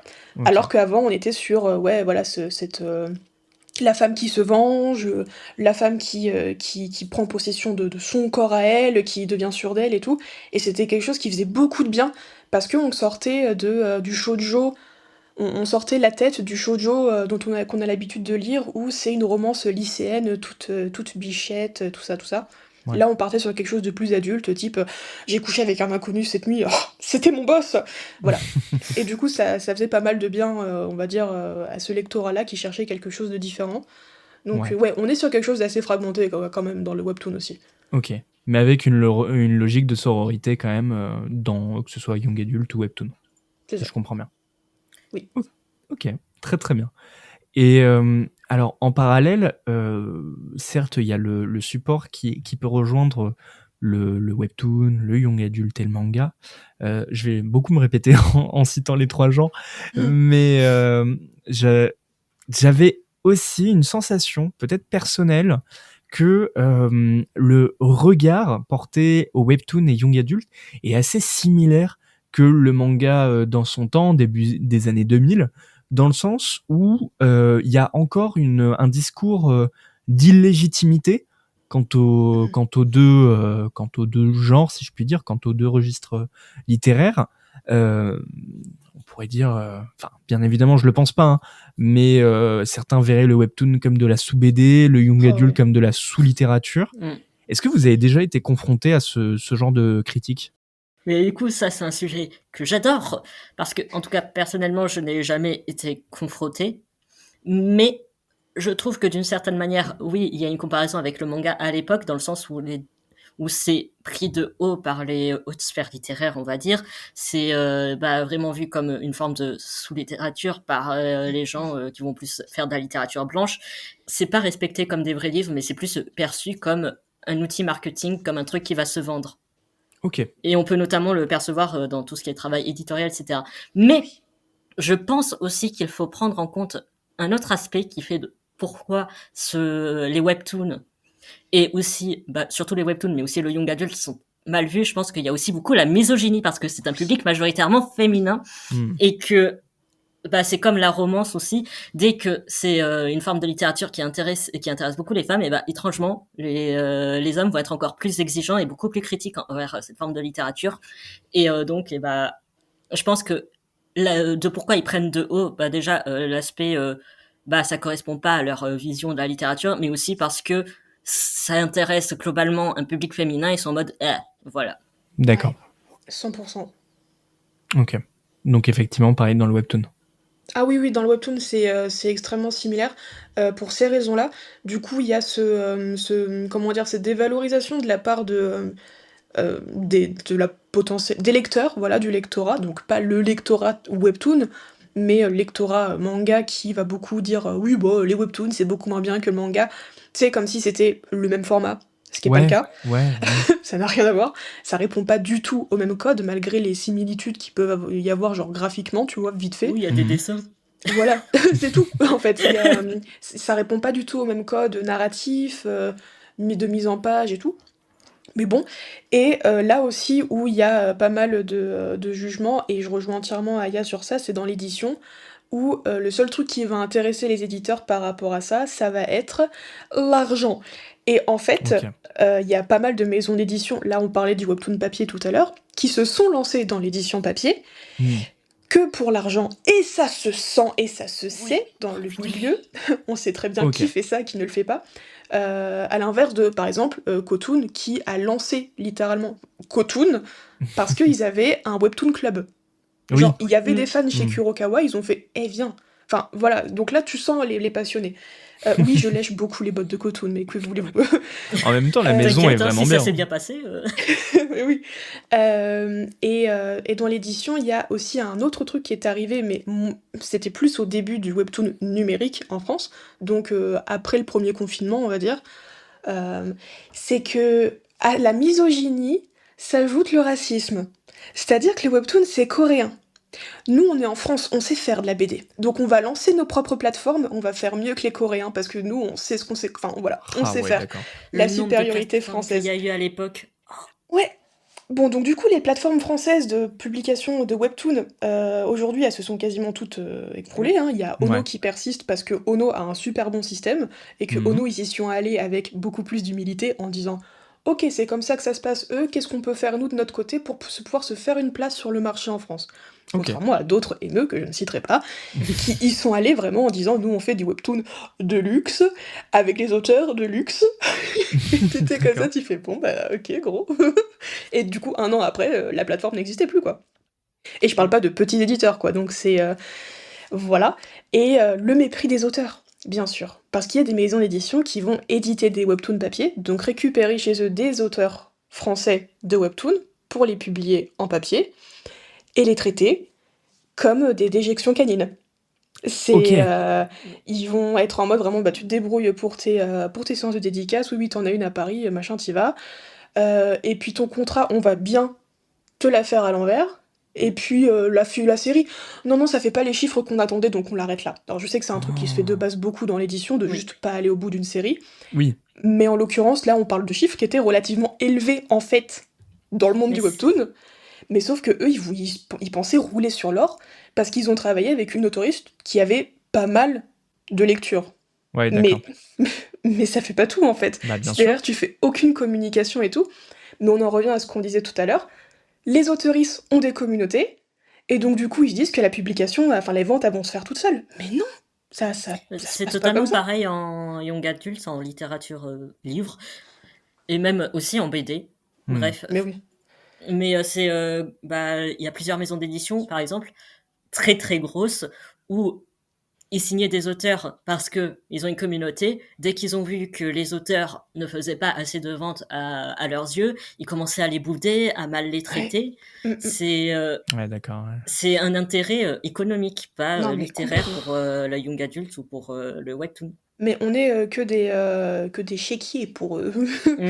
Mais en plus, tu parlais tout à l'heure, tu disais, de toute façon, ça se voit au travail éditorial. Mais oui, en fait. Hmm. Tu le sens, là j'ai quelques titres qui me viennent en tête que je citerai pas parce que bah, là on parle de séries françaises et que moi les auteurs je les aime bien. Bien sûr. Tu pourras le dire en off, on Oui, laissera au montage ça marche. en bonus pour ceux qui donneront 1000 euros. Pour les gens qui veulent les potins. Exactement. Mais il y a des livres que tu vas acheter en disant purée, en plus, cette personne et tout, je la suis depuis un moment et tout, et t'y vas. Et en fait, tu sens que l'idée de fond, elle est vraiment pas mauvaise du bouquin, Mm. qu'il y a le cœur de l'auteuriste qui est dedans, tu le sens, Hmm.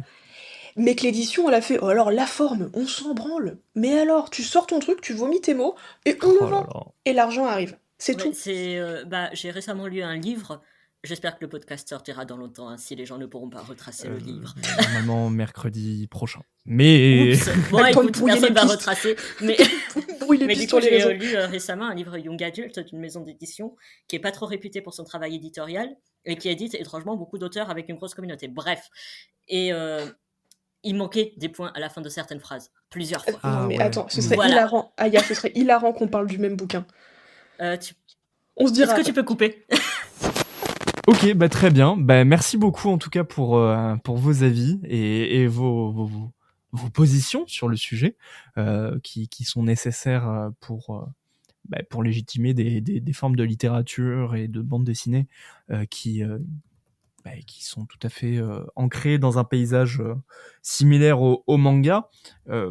Parce que c'est vrai que j'avais l'impression que, en fait, comme tu le disais, Kiri, il y a une sorte de compétition, ou en tout cas les lecteurs de manga, parce qu'ils ont été pointés du doigt pendant un moment, aujourd'hui se Mhm. permettent de juger des nouvelles formes de littérature, young adulte, webtoon, en disant ah oui mais non mais nous ce qu'on lit c'est bien mieux, et juste pour de la performance, enfin juste pour se donner un genre qui est supérieur quoi.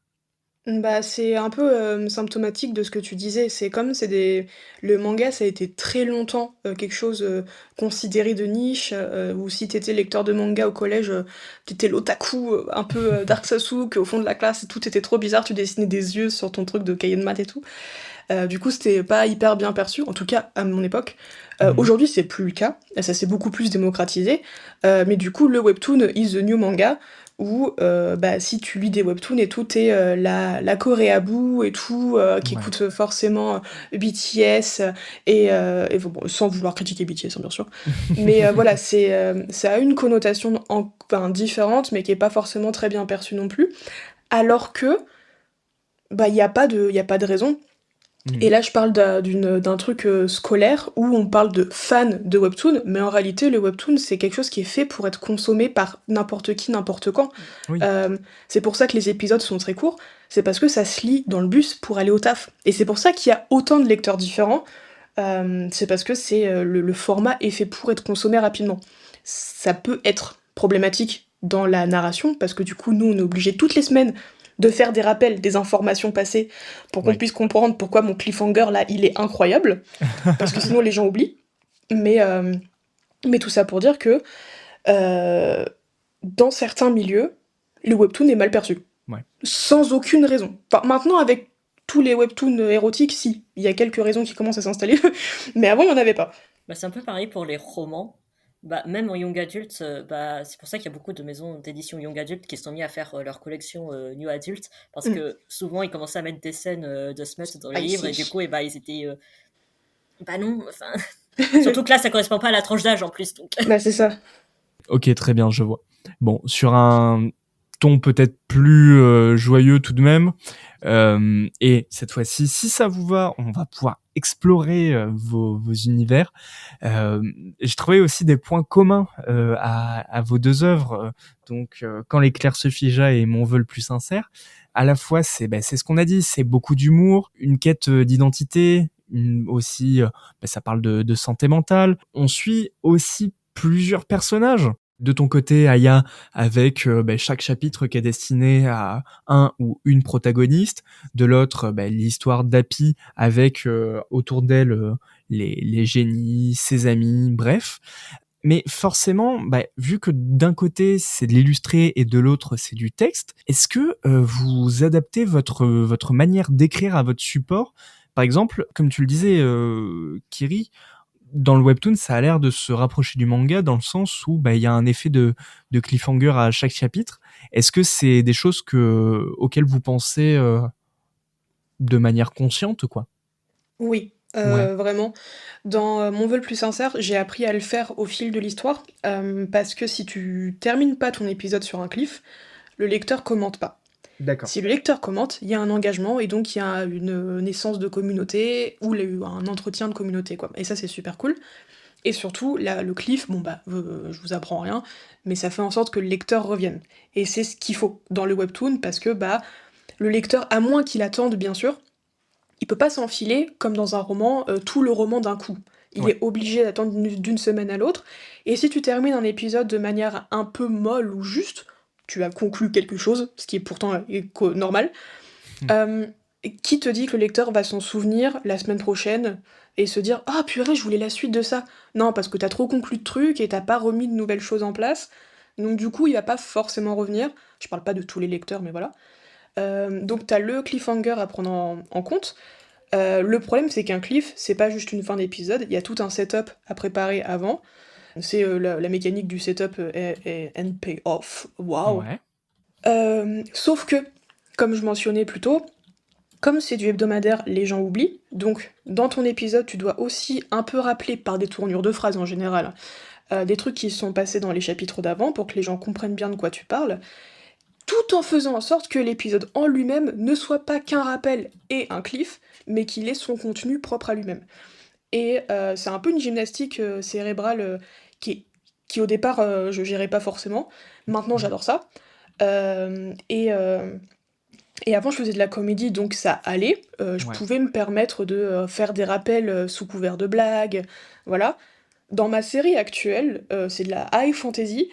euh, on n'est pas exactement sur le même degré de légèreté de scénario. Et Ok. sur la même comédie contemporaine, high fantasy, t'as du lore à un peu présenter à ton lectorat. Donc du coup, tes épisodes, tu dois poser l'intrigue, présenter les personnages, présenter le lieu, présenter le système de magie. Tu dois rappeler les trucs que t'as précisés avant, parce que tu donnes les informations au compte-gouttes, sinon le lecteur il est submergé et ça le fait chier.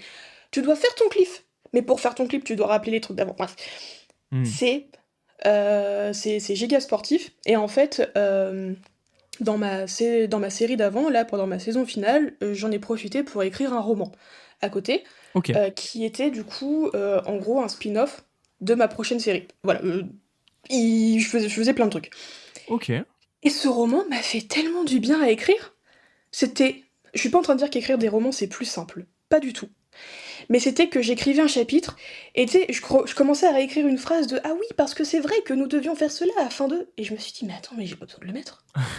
Le lecteur vient de lire le chapitre, en fait. » Et donc du coup, j'ai effacé, je me disais «Oh, quelle paix d'esprit !» C'était trop trop bien. Mais par contre, j'ai appris à faire plein d'autres trucs avec le roman, notamment du scénario, Ouais. à avoir un vrai bon squelette scénaristique, des mécaniques et tout, parce que c'est beaucoup plus clair dans mon cerveau de faire un scénario de roman que de faire un scénario de webtoon qui a des codes très propres à lui-même. D'autant plus que, le webtoon étant très nouveau, tu n'as pas de bouquin anatomie du scénario d'un webtoon. Oui, d'accord. Oui. Donc, du coup, t'apprends et tu tâtonnes. Et pour tâtonner, tu rates. Et quand tu Hmm. rates, bah il y a les commentaires qui viennent te dire alors ça par contre. Donc du coup, bon, disons que Ouais. t'es Ouais. obligé de rater, mais en même temps, t'as pas forcément vraiment le droit à l'erreur. Donc c'est un petit peu compliqué. Là où le roman, bah en fait, j'ai pu écrire mon premier jet en entier et puis me dire, ok, bah là, la moitié du bouquin, c'est nul à chier. Et j'ai refait, et c'est pas grave, j'avais personne pour me dire en commentaire, quand t'as dit cette phrase, ça veut dire ça? Ça C'est n'allait pas extrêmement du tout. problématique, Kiri. Actuali. C'est ça, voilà. Donc du coup, ça m'a permis voilà, d'apprendre... Le roman m'a appris plein de trucs, le webtoon m'a appris plein de trucs, et j'essaye un petit peu de condenser les deux là dans mes pratiques artistiques. Ok. Mais voilà, je me suis Ok. un petit peu éloignée de la question, comme d'habitude. Non, non, non, non, non. Au Non, c'était contraire. super intéressant. Eh ben merci. Aya, de ton côté, vu qu'on parle de roman, comment on structure un récit young adulte? Est-ce que, pareil, tu penses à un cliffhanger à la fin de chaque chapitre ou c'est différent? Alors, moi oui, mais pour deux raisons bien spécifiques. Ouais. La première étant que, même si je me suis jamais fait connaître sur Wattpad, j'ai commencé à écrire sur Wattpad quand j'avais genre 12 ans, et que du coup, bah, à l'époque, bah, pareil, il fallait donner envie aux gens de continuer à lire. Ouais. Donc, j'ai un peu pris l'habitude de faire des fins de chapitres qui sont un minimum intéressantes. Et aussi, j'aime beaucoup les romans qui peuvent se lire d'un coup. C'est le Ouais. cas de tous mes romans. C'est globalement des textes qu'on peut lire vraiment en un week-end, en une après-midi, pour les plus courts. Et du coup, bah, pour donner vraiment cette envie de lire d'un coup, de continuer à tourner les pages et tout, faut toujours qu'il y ait des fins de chapitres qui donnent envie de se dire bon, ok, je lis encore un dernier chapitre, et la fin de chapitre encore bon, ok, peut-être que je vais craquer. Et comme ça, en boucle. Mais sinon, de manière un peu plus générale, on n'a pas nécessairement ce besoin de toujours maintenir le lecteur. Il n'empêche qu'il faut quand même garder une structure qui tient quand même en haleine, parce que un truc, une fois que le roman est acheté, il est acheté en soi, c'est good pour nous, mais rien n'empêche le lecteur de se dire bon, ok, je me fais chier à la moitié du roman, j'abandonne la lecture. Et du coup, c'est quand même toujours chouette de maintenir un rythme tout au long du livre. Voilà. Mm. Ok. Je l'ai cité tout à l'heure. l'un des éléments qui caractérise vos 2 œuvres à la fois, c'est l'utilisation de personnages forts et colorés, si on peut dire. Dans Quand l'éclair se figea, on a un personnage par chapitre, si je me trompe pas, c'est bien ça, Aya? Ouais, globalement, des fois, il y a des exceptions, mais grosso Ouais. modo, c'est bon. Ok, très bien. Bon, j'ai bien révisé. Mais dans mon vœu le plus sincère, tout se concentre autour d'Happy, qui est donc l'héroïne principale. Est-ce que pour autant proposer on va dire des chapitres, des numéros où on se concentre sur un personnage, puis un personnage, puis un personnage, c'est quelque chose de possible dans le webtoon ou au contraire il faut avoir un héros fort duquel tout gravite, y compris les personnages secondaires? Alors je dirais que rien n'est impossible, les règles sont faites pour être, transgressées, Mhm. ces choses-là. Mais dans les faits, c'est super compliqué à mettre en place parce que, en gros, le webtoon, les 3 premiers épisodes sont assez codés, codifiés. Faut Ouais. que le troisième épisode se termine par un cliffhanger, faut que le premier er le ton de la série, le deuxième en général, tu l'utilises pour un peu plus présenter les personnages et l'univers, et le troisième, comme je disais, tu ce cliff à la fin. Et ce truc-là, c'est hyper dur à faire si tu fais un épisode par personnage, même si c'est que 2 persos, tu vois? Parce que, tu commences l'histoire avec ton personnage A dans le premier, le personnage B dans le deuxième. Si tu perds le lecteur si vite, tu pas sûr qu'il restera. Alors il lira le troisième épisode. Si le troisième épisode permet de réunir ces 2 pans d'histoire une première fois, pas nécessairement, pour toute la suite de l'histoire, mais que le lecteur comprenne pourquoi ces 2 premiers épisodes étaient si différents, c'est cool. C'est un Ok. risque de fou, mais c'est vraiment cool et je sais pas vraiment si ça se fait déjà. Genre, j'ai vraiment pas envie de dire genre: «Non, faut pas faire ça dans le webtoon», alors que ça se trouve, il y a plein de séries qui le font déjà, mais voilà. Et l'autre truc, c'est que, par exemple, il y avait le webtoon Let's Play, qui d'ailleurs la version papier est aussi éditée aux éditions Cotoon, Mhm. où en fait, on suit l'histoire, de l'héroïne. Je crois qu'elle s'appelle Sam, ça fait longtemps que j'ai lu. Ok. Et il y a tout un arc enfin, t'as certains épisodes, pardon, qui se passent avec ses amis, parce que eux aussi, ils sont assez construits et tout, il se passe plein de trucs. J'avais trouvé ça trop cool, en tant que lectrice, et je m'étais dit: «Je peux faire ça avec mes personnages aussi dans mon vœu le plus sincère». Et du coup, c'est Mhm. ce que j'ai fait, sauf que quand tu t'attardes un peu trop sur un autre personnage plutôt que sur l'héroïne, arrivent les commentaires: «Bon, quand est-ce que ça avance, là?» Ah ouais, Et t'es en d'accord. mode: Mhm. «Eh, gros, 2 épisodes sur quelqu'un d'autre». Et en fait, le truc, c'est que 2 épisodes pour toi, c'est 2 épisodes, 2 épisodes pour le lecteur, c'est 2 semaines. Donc du coup, c'est pas exactement, tu vois, c'est pas juste Oui. une entr'acte que tu peux te permettre de faire en te disant: «C'est bon, je fais ça 2-3 épisodes, ça passe», parce que c'est 2-3 semaines en réalité pour le lecteur, et que si tu lui donnes pas le truc pour lequel il est venu, c'est un peu compliqué. C'était super frustrant pour moi pendant la saison 3, même si je savais très bien que ça allait un peu déplaire certaines personnes. Hem, la saison 2 se termine sur un cliff, et la saison 3 commence d'une manière à ce qu'on ne puisse pas trop centrer l'histoire sur Happy, mais Mhm. plus sur les gens qui sont autour d'elle, parce que Happy est une enfant, juste, voilà. Donc on la suit faire quelques petits trucs, mais il faut surtout que je m'occupe des trucs qui sont autour, que le lecteur assiste à ce qui se passe autour d'elle et tout. Du coup, il y avait des personnages qui étaient pas là, d'autres qui étaient ici, et je savais quand j'ai terminé la saison 2 et que j'écrivais la saison 3, je me suis dit: «Il y a des gens à qui ça va déplaire», je le sais. C'est vrai, Mhm. c'est ce qui s'est passé, mais à contrario, il y a plein de gens qui ont beaucoup apprécié ça. Donc en fait, je pense que si tu prends, ce choix de passer par certains personnages, et pas par d'autres, c'est un parti pris qu'il faut absolument assumer, en sachant qu'il y a des personnes qui vont râler par rapport à ça. Mais c'est Ouais, OK, le lecteur n'est pas roi. Voilà, du tout. Le effectivement. lecteur a même très souvent tort.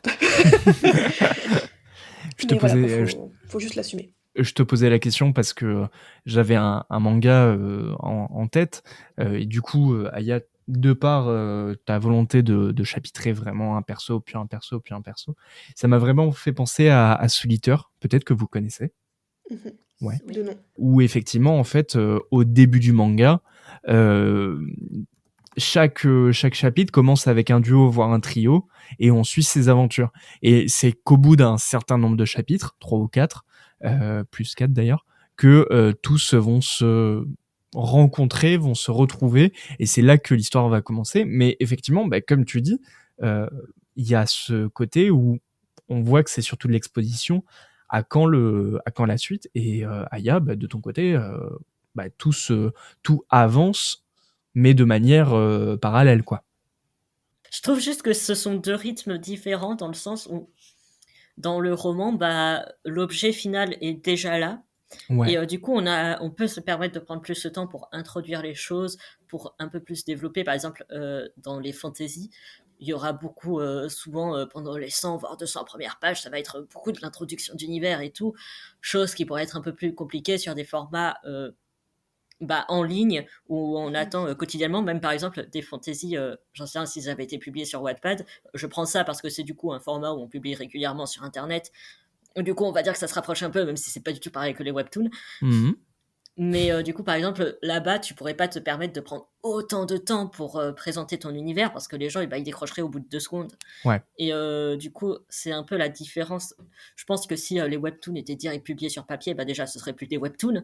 Mais je pense que dans ce format-là, on pourrait se permettre de prendre plus de temps pour introduire. Mais du coup, c'est pas, ça correspond pas au format, à l'idée même de la chose qui est quand même d'être consommée en ligne. Enfin, Ouais. Oui, effectivement. Bon, pour le coup, ça va être la dernière question de cette rencontre. Et encore, merci énormément pour votre présence respective. Vraiment, je suis très, très content. Pour cette dernière question, je voulais plus parler des thématiques que vous abordiez, comme la santé mentale, le rapport au genre, l'acceptation de soi. Puisque forcément, le support est différent. Comment vous faites pour passer un message? Est-ce que c'est par vos personnages, des dialogues, des moments clés que vous avez décidé de mettre dans vos histoires? Peut-être même par des antagonistes, s'il y en a? Comment vous faites? Aya, par exemple. Du coup, ça peut passer par différents aspects, certains que tu as nommés, les personnages. Déjà, par les représentations qu'on peut retrouver dans les personnages. Je pense que retrouver des personnages qui sont racisés, queer ou handicapés, ça peut déjà permettre de faire passer des messages parce qu'on retrouve pas encore ça dans tous les romans. Et rien que ça, c'est déjà un pas, mais il y a aussi beaucoup à travers les dialogues que peuvent avoir les personnages entre eux de manière plus ou moins subtile. Par exemple, dans Quand l'éclair se figea, du coup, on suit Naël qui est en 2025 et Julian qui est en 2147. Le futur de notre cher Julian n'est pas fifou. Il vit dans une société qui est ultra-libérale, qui est... En fait, beaucoup de gens disent que c'est une dystopie. J'avoue que moi-même, je dis que c'est une dystopie pour la promotion, mais en vrai, c'est pas vraiment le cas. C'est plutôt une SF avec des penchants dystopiques. Mais bref, ça reste une société pas folle. Et du coup, Naël, avec son regard de 2025, qui a un recul assez conséquent par rapport au futur, vu qu'elle y est pas du tout, fait assez souvent des petits dialogues, des petites piques envers Julian quand il parle de son futur. Elle est en mode mais c'est n'importe quoi, ça n'a aucun sens. Et du coup, à travers ces dialogues, d'un côté on peut voir comment un personnage voit une société qui traite, j'en sais rien, les personnes handicapées comme de la merde, et que lui il a un peu banalisé la chose. Et on peut voir comment c'est totalement déconstruit à travers les pensées et les dialogues d'un autre personnage. Et aussi je pense que il y a aussi à travers les actions, quand l'éclair se figea, il y a un petit aspect militantisme, et du coup ça fait quand même passer un petit message en mode faut faire des choses les copains. Voilà. Et de ton côté, Kiri, est-ce que dessiner, donc le côté illustré, te permet de passer des messages, pas par le texte, mais par justement ce qui est visible? Là, ce dont parlait Aya, au niveau de la représentation dans les personnages, c'est un super bon moyen de le faire. Sauf que, quand j'ai commencé Mon vœu le plus sincère, j'étais pas déconstruite sur plein de trucs, j'étais pas militante, ni quoi que ce soit, j'étais pas particulièrement engagée. Alors, j'étais la féministe de comptoir qui disait: «Oui, les femmes doivent avoir les mêmes droits que les hommes». Bravo! Niveau -1 de déconstruction, quoi.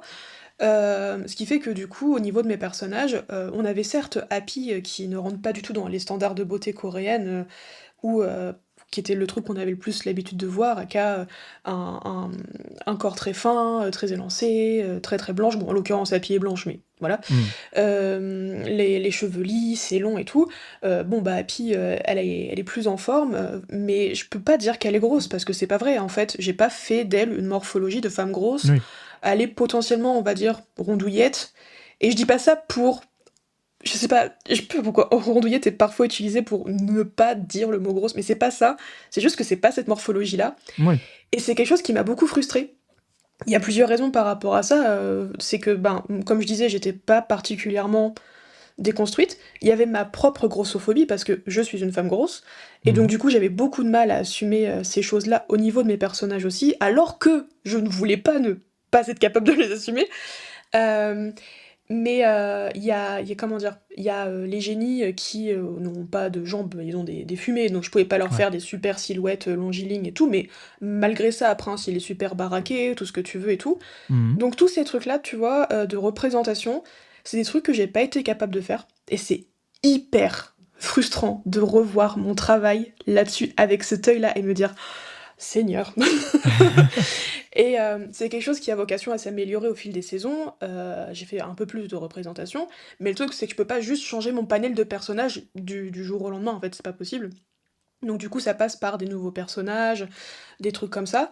Mais par contre dans ma série là qui est en production actuellement, j'ai mis comment dire, un pied d'honneur, c'est ça qu'on dit, Ouais. à avoir beaucoup plus de représentation. Alors, le héros est toujours une personne blanche.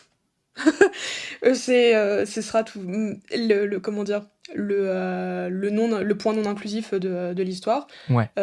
En revanche, j'ai vraiment, pas comme une checklist hein, du tout, loin de là, mais j'ai voulu travailler avec un royaume qui est globalement le Wokistan, qui fait face à un royaume qui est Bolloré. des gens très conservateurs. Ouais, Et en d'accord. fait, il y a c'est la thématique principale de l'histoire, c'est vraiment un clash entre ces deux endroits-là.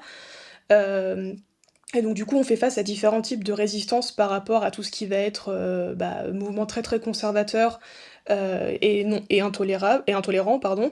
Donc on a les personnes qui sont intolérants face à l'intolérance, ce qui est Mhm. une bonne chose. Oui, ouais. Il y a ces gens qui vont faire preuve de résistance, il y a ceux qui vont essayer d'aller à la discussion et tout. Il y a un livre qui s'appelle Résister, je crois, par Salomé Saké, qui est extrêmement intéressant de voir pour les différents types de résistance et tout.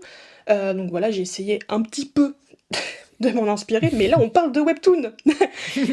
Et traiter des trucs si pointus en webtoon, c'est extrêmement compliqué, donc je sais que je vais faire preuve de maladresse, ça c'est certain parce que voilà.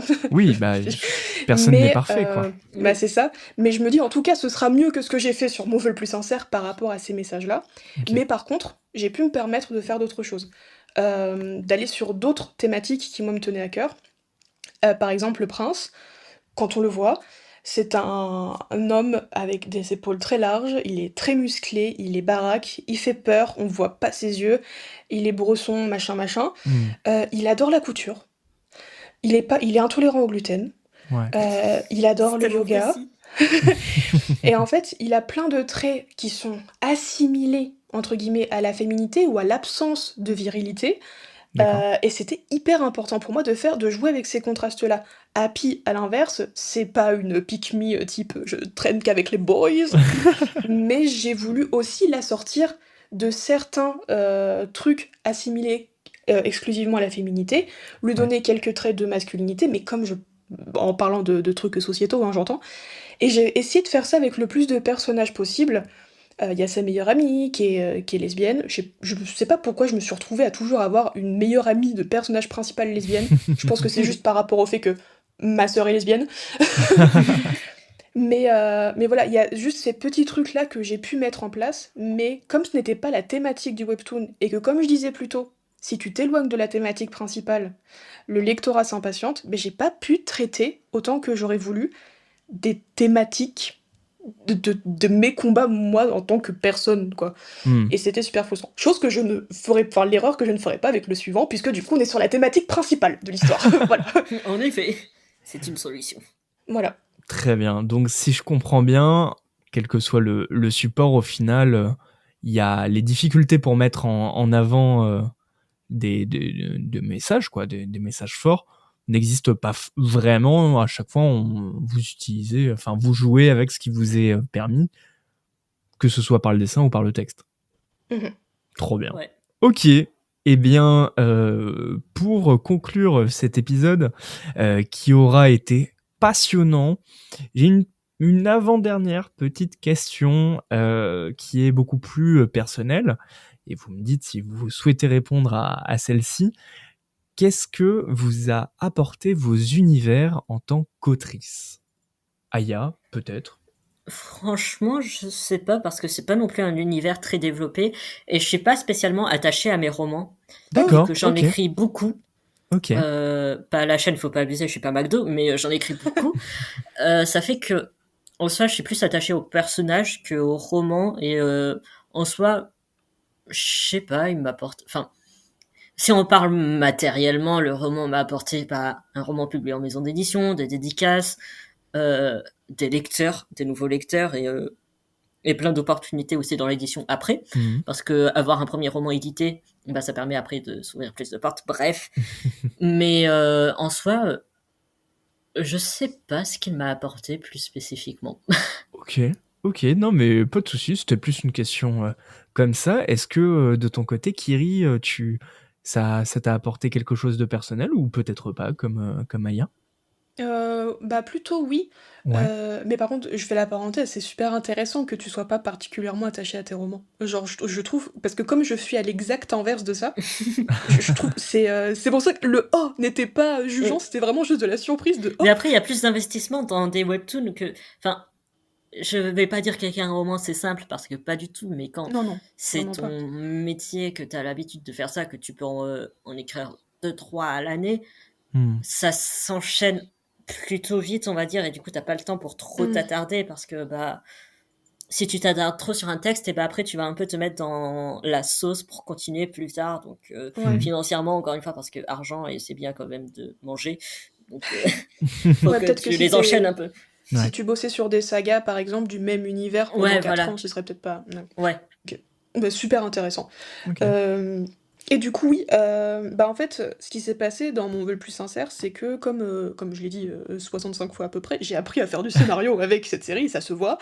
Et en fait, quand j'ai commencé du coup et que le génie, prince demande à Happy: «C'est quoi ton vœu le plus sincère?» hem et ben, en fait, moi, en tant qu'autrice, je savais pas ce que j'allais lui faire exaucer à la Ok, fin. ok. J'ai fini par le savoir, Ouais. mais sauf qu'en fait, je me suis posé ma question de me dire: «C'est quoi, moi, mon vœu le plus sincère?» Ah, Quand j'étais génial. en interview, je faisais la blague de, bah, voir ma série en version papier, me faire interviewer par vous, nanana. Mais en fait, la vérité, c'était que j'avais pas de réponse pour Happy parce que j'en avais pas pour moi. On parle pas de vœux d'argent et tout, justement, c'était spécifié qu'on voulait aller sur autre chose dans la série. Parce que l'amie de Happy est extrêmement riche, donc du coup, elle est en mode si j'ai un problème de thune, je demande à ma pote, pas de souci. Donc voilà, c'est quoi le besoin, pas l'envie, vraiment le Ouais. besoin qu'elle a en elle. Et du coup, quand je suis arrivée à terme de la série, à la fin de la saison 2 plus précisément, parce que c'est là qu'elle exauce son vœu, bah, j'ai trouvé pour moi. Ok. Et en fait, ça a été une évidence. Je me Ok. suis rendu compte, genre, j'ai exaucé son vœu à elle, je me disais, oui, bon, ok, c'est ça. Je l'ai quand même pas trouvé extrêmement tard, en son vœu. Genre, Ouais. j'ai commencé la série sans savoir, mais après, j'ai trouvé. Mais en fait, quand je l'ai écrit, j'ai mis en place l'épisode d'après où le génie exauçait le vœu, parce que c'était pas juste d'un claquement de doigts, il a dû faire quelques petits réglages en gros. Bien sûr, ouais, Et en ouais. fait, il y a une case, quand j'ai dessiné, genre je me suis posée devant, et il y a même pas de personnage sur cette case, c'est un plan sur une porte. Ok. Et en fait, ça m'a juste fait un déclic de fou, où je me suis dit, mais je suis tellement débile de pas l'avoir vu. Vraiment, ça m'a fait le déclic de, mais en fait, depuis le début, genre c'était vraiment une recherche que je faisais aussi pour moi, parce que ce plan de la porte, c'était un souvenir que moi j'avais aussi de mon enfance. Et du coup, Waouh, je me ok. suis dit, incroyable, ok. Et en fait, en exaucant le vœu d'Happy, j'ai compris ce dont moi j'avais besoin aussi beaucoup, qui m'a permis du coup de régler des trucs de mon côté. Art is therapy. Et, et en fait, du coup, saison 3, il y a des moments où c'était un peu dur de me connecter à elle, parce que je me suis dit, ok, j'aurais grave voulu faire son vœu, mais je peux pas le faire parce que, je suis désolée, les génies n'existent pas malheureusement. Je peux pas faire son vœu. Elle l'a fait son vœu. Donc, ces trucs-là qu'elle avait besoin de régler, ils sont réglés. Et moi, non. Et en fait, je ne savais plus comment faire vivre ce personnage qui n'a plus ces trucs-là à régler. Je me Ok. disais, c'est comment on règle quelqu'un, comment on gère un personnage qui a une vie heureuse, qui a Ouais. pas de problème, de trauma, qui a des parents cool, enfin un père cool, Ouais. et il restait un truc à régler avec elle, je savais quand même comment gérer ça, c'était le point romance et tout, Bien mais sûr. le reste, le personnage avait tout réglé. Et en fait, c'est ce qui m'a aidé à comprendre plein de trucs chez moi aussi. Et, euh, et c'était trop cool de pouvoir avancer avec elle. Ouais, on peut dire, ça fait un petit peu cliché et tout, hein, mais Ouais, on peut dire que Happy m'a aidé à grandir moi-même. incroyable. Mais c'est cathartique un peu. Un peu, ouais. Waouh, OK. Bah, je m'attendais pas du tout à ces 2 réponses, très opposées, mais elles sont hyper intéressantes et OK, beh, incroyable. Merci énormément. Pour, conclure, cet épisode, est-ce que vous avez des recommandations, de titres, webtoons, de young adult, de mangas peut-être, qui vous ont marqué de la même façon que tout ce qu'on a pu, citer auparavant pour conclure tout ça? Alors moi, je propose mon vœu le plus sincère. Mais oui, mais de toute façon, c'est incroyable, mon vœu le plus sincère. Non, mais commencez pas, juste réponds à la question. Non, en vrai, j'ai pas de recommandations là qui me viennent en tête. Eh ben moi, je recommande Ces secrets bien enfouis. Banger. Bah, du Tu coup, vois c'est ce que pas ça très fait? young adulte, je crois. En vrai... Bah, c'est pas exactement les thématiques young adult qu'on retrouve Ouais. dedans, quoi. De toute façon, c'est pas grave, hein, c'est vraiment des recommandations à la volée, mais si vous en avez pas, enfin, si, vous en avez 2 romans, enfin 2 œuvres incroyables, mais écoutez, si vous souhaitez, on peut conclure avec donc mon vœu le plus sincère, quand l'éclair se fichera, Ouais. pour cette fin d'épisode. Banger. Ça vous irait? Eh ben oui. Ben oui. Oui, Ok, Très bien. ben des merveilleux. excellentes recommandations. Et les Magical Girls. Et les Magical Girls de manière générale, bien J'ai évidemment. entendu, et les vaches go-girl. Je me suis juste dit, dans quel univers j'ai été téléporté juste là? Qu'est-ce que Et j'ai c'est loupé? ça la fin de podcast. Cet épisode a été goldé du début jusqu'à la fin. C'était merveilleux. Oh, je m'excuse. Eh bien, merci encore 1000 fois pour votre participation, pour vos explications, pour vos recommandations. Est-ce que on peut vous retrouver quelque part? Quelles sont vos actualités? Si vous avez quelque chose à dire à ce micro, eh bien, n'hésitez pas. Kiri, de ton côté, où est-ce qu'on peut te retrouver? Sur Instagram essentiellement. C'est là que je poste le plus, sur Thread aussi, mais Thread je raconte juste ma life. Ouais. Du coup c'est kiri-art.vocado, parce que ça fait art-vocado. Voilà, sinon je suis aussi sur la plupart des réseaux, mais c'est vraiment là que je vais être le plus active, quoi. Et j'ai pas de sortie officielle prévue, mais comme je Ouais. disais, je travaille sur actuellement une autre série. Le tome 6 de Mon vœu le plus sincère est sorti le mois dernier, et le 7 Oui. est en préparation pour l'année prochaine. Avec une couverture phénoménale, on en parlait en off. Je Oui, suis, elle est vraiment je suis trop belle. fan. Comment Ouais. ça? Oui, elle est vraiment trop belle. Bah, celle du 6. Ah, ok. J'ai cru que t'avais vu celle du 7, je me disais, Non, mais comment? Comment on a pu tourner si loin? je trouve toutes les informations. Ah bah. Non, vraiment, vraiment très très belle. Donc effectivement, mon vœu le plus sincère pour l'instant, 6 tomes chez les éditions Cotoon. De ton côté, Aya, où est-ce qu'on peut te retrouver? Bah, pareil sur Instagram, mais aussi sur TikTok, aussi sur Thread, Très et bien. aussi sur YouTube de temps en temps. Ok, Mais sous grosso quel modo, nom? sur YouTube, je reposte les mêmes choses que sur TikTok. Et du coup, sur le pseudo, toujours Aya Balbuena, partout. Merveilleux. Et niveau actualité, bah pareil, j'ai pas de sortie parce que la fin de la campagne de A4, on refait le monde, est terminée. Mais là, je suis en pleine écriture d'une romance contemporaine, Oh. young adulte. Et Ok. d'ailleurs, ça change de quand l'éclair se figea, c'est sur un seul point de vue. Et Ok. on croise les doigts, j'ai une piste sérieuse. Ok. Je pourrais en dire peut-être plus en off, mais pas là, voilà. Ok. Ok, ben Envie incroyable, d'éteindre les trop micros. bien. Ben écoutez, merveilleux pour Entrepods. Eh bien, n'hésitez pas à vous abonner, à lâcher une note sur vos applications d'écoute préférées, si ça vous intéresse, à vous abonner sur le profil Instagram ou TikTok, donc pods, beaucoup de tirets. Et où vous aurez un épisode de toutes les 2 semaines où l'on parle manga et on rencontre des lecteurs et lectrices. Et pour le prochain épisode, peut-être que vous connaissez la prochaine invitée qui parle actuellement sur ce micro. Je n'en dis pas plus. Suspens, bien évidemment. Et pour conclure, mesdames, j'ai l'habitude de scander, de crier, de hurler le slogan de cette émission. Est-ce que ça vous irait de le clamer haut et fort pour cet épisode ? Je vais essayer de faire ça avec une voix de film américain mal doublée. Oh! Je suis pas sûre d'y arriver. Bah vas-y, prends ma charge mentale et fais-le. Ça va être très très cringe. Le manga est né livre. Et partout, il est dans les cases. Incroyable. C'était Entre Pods, le manga, ou pardon, plutôt le podcast qui parle de manga, mais aussi de young adult et de webtoon. Bisous tout le monde! Au revoir.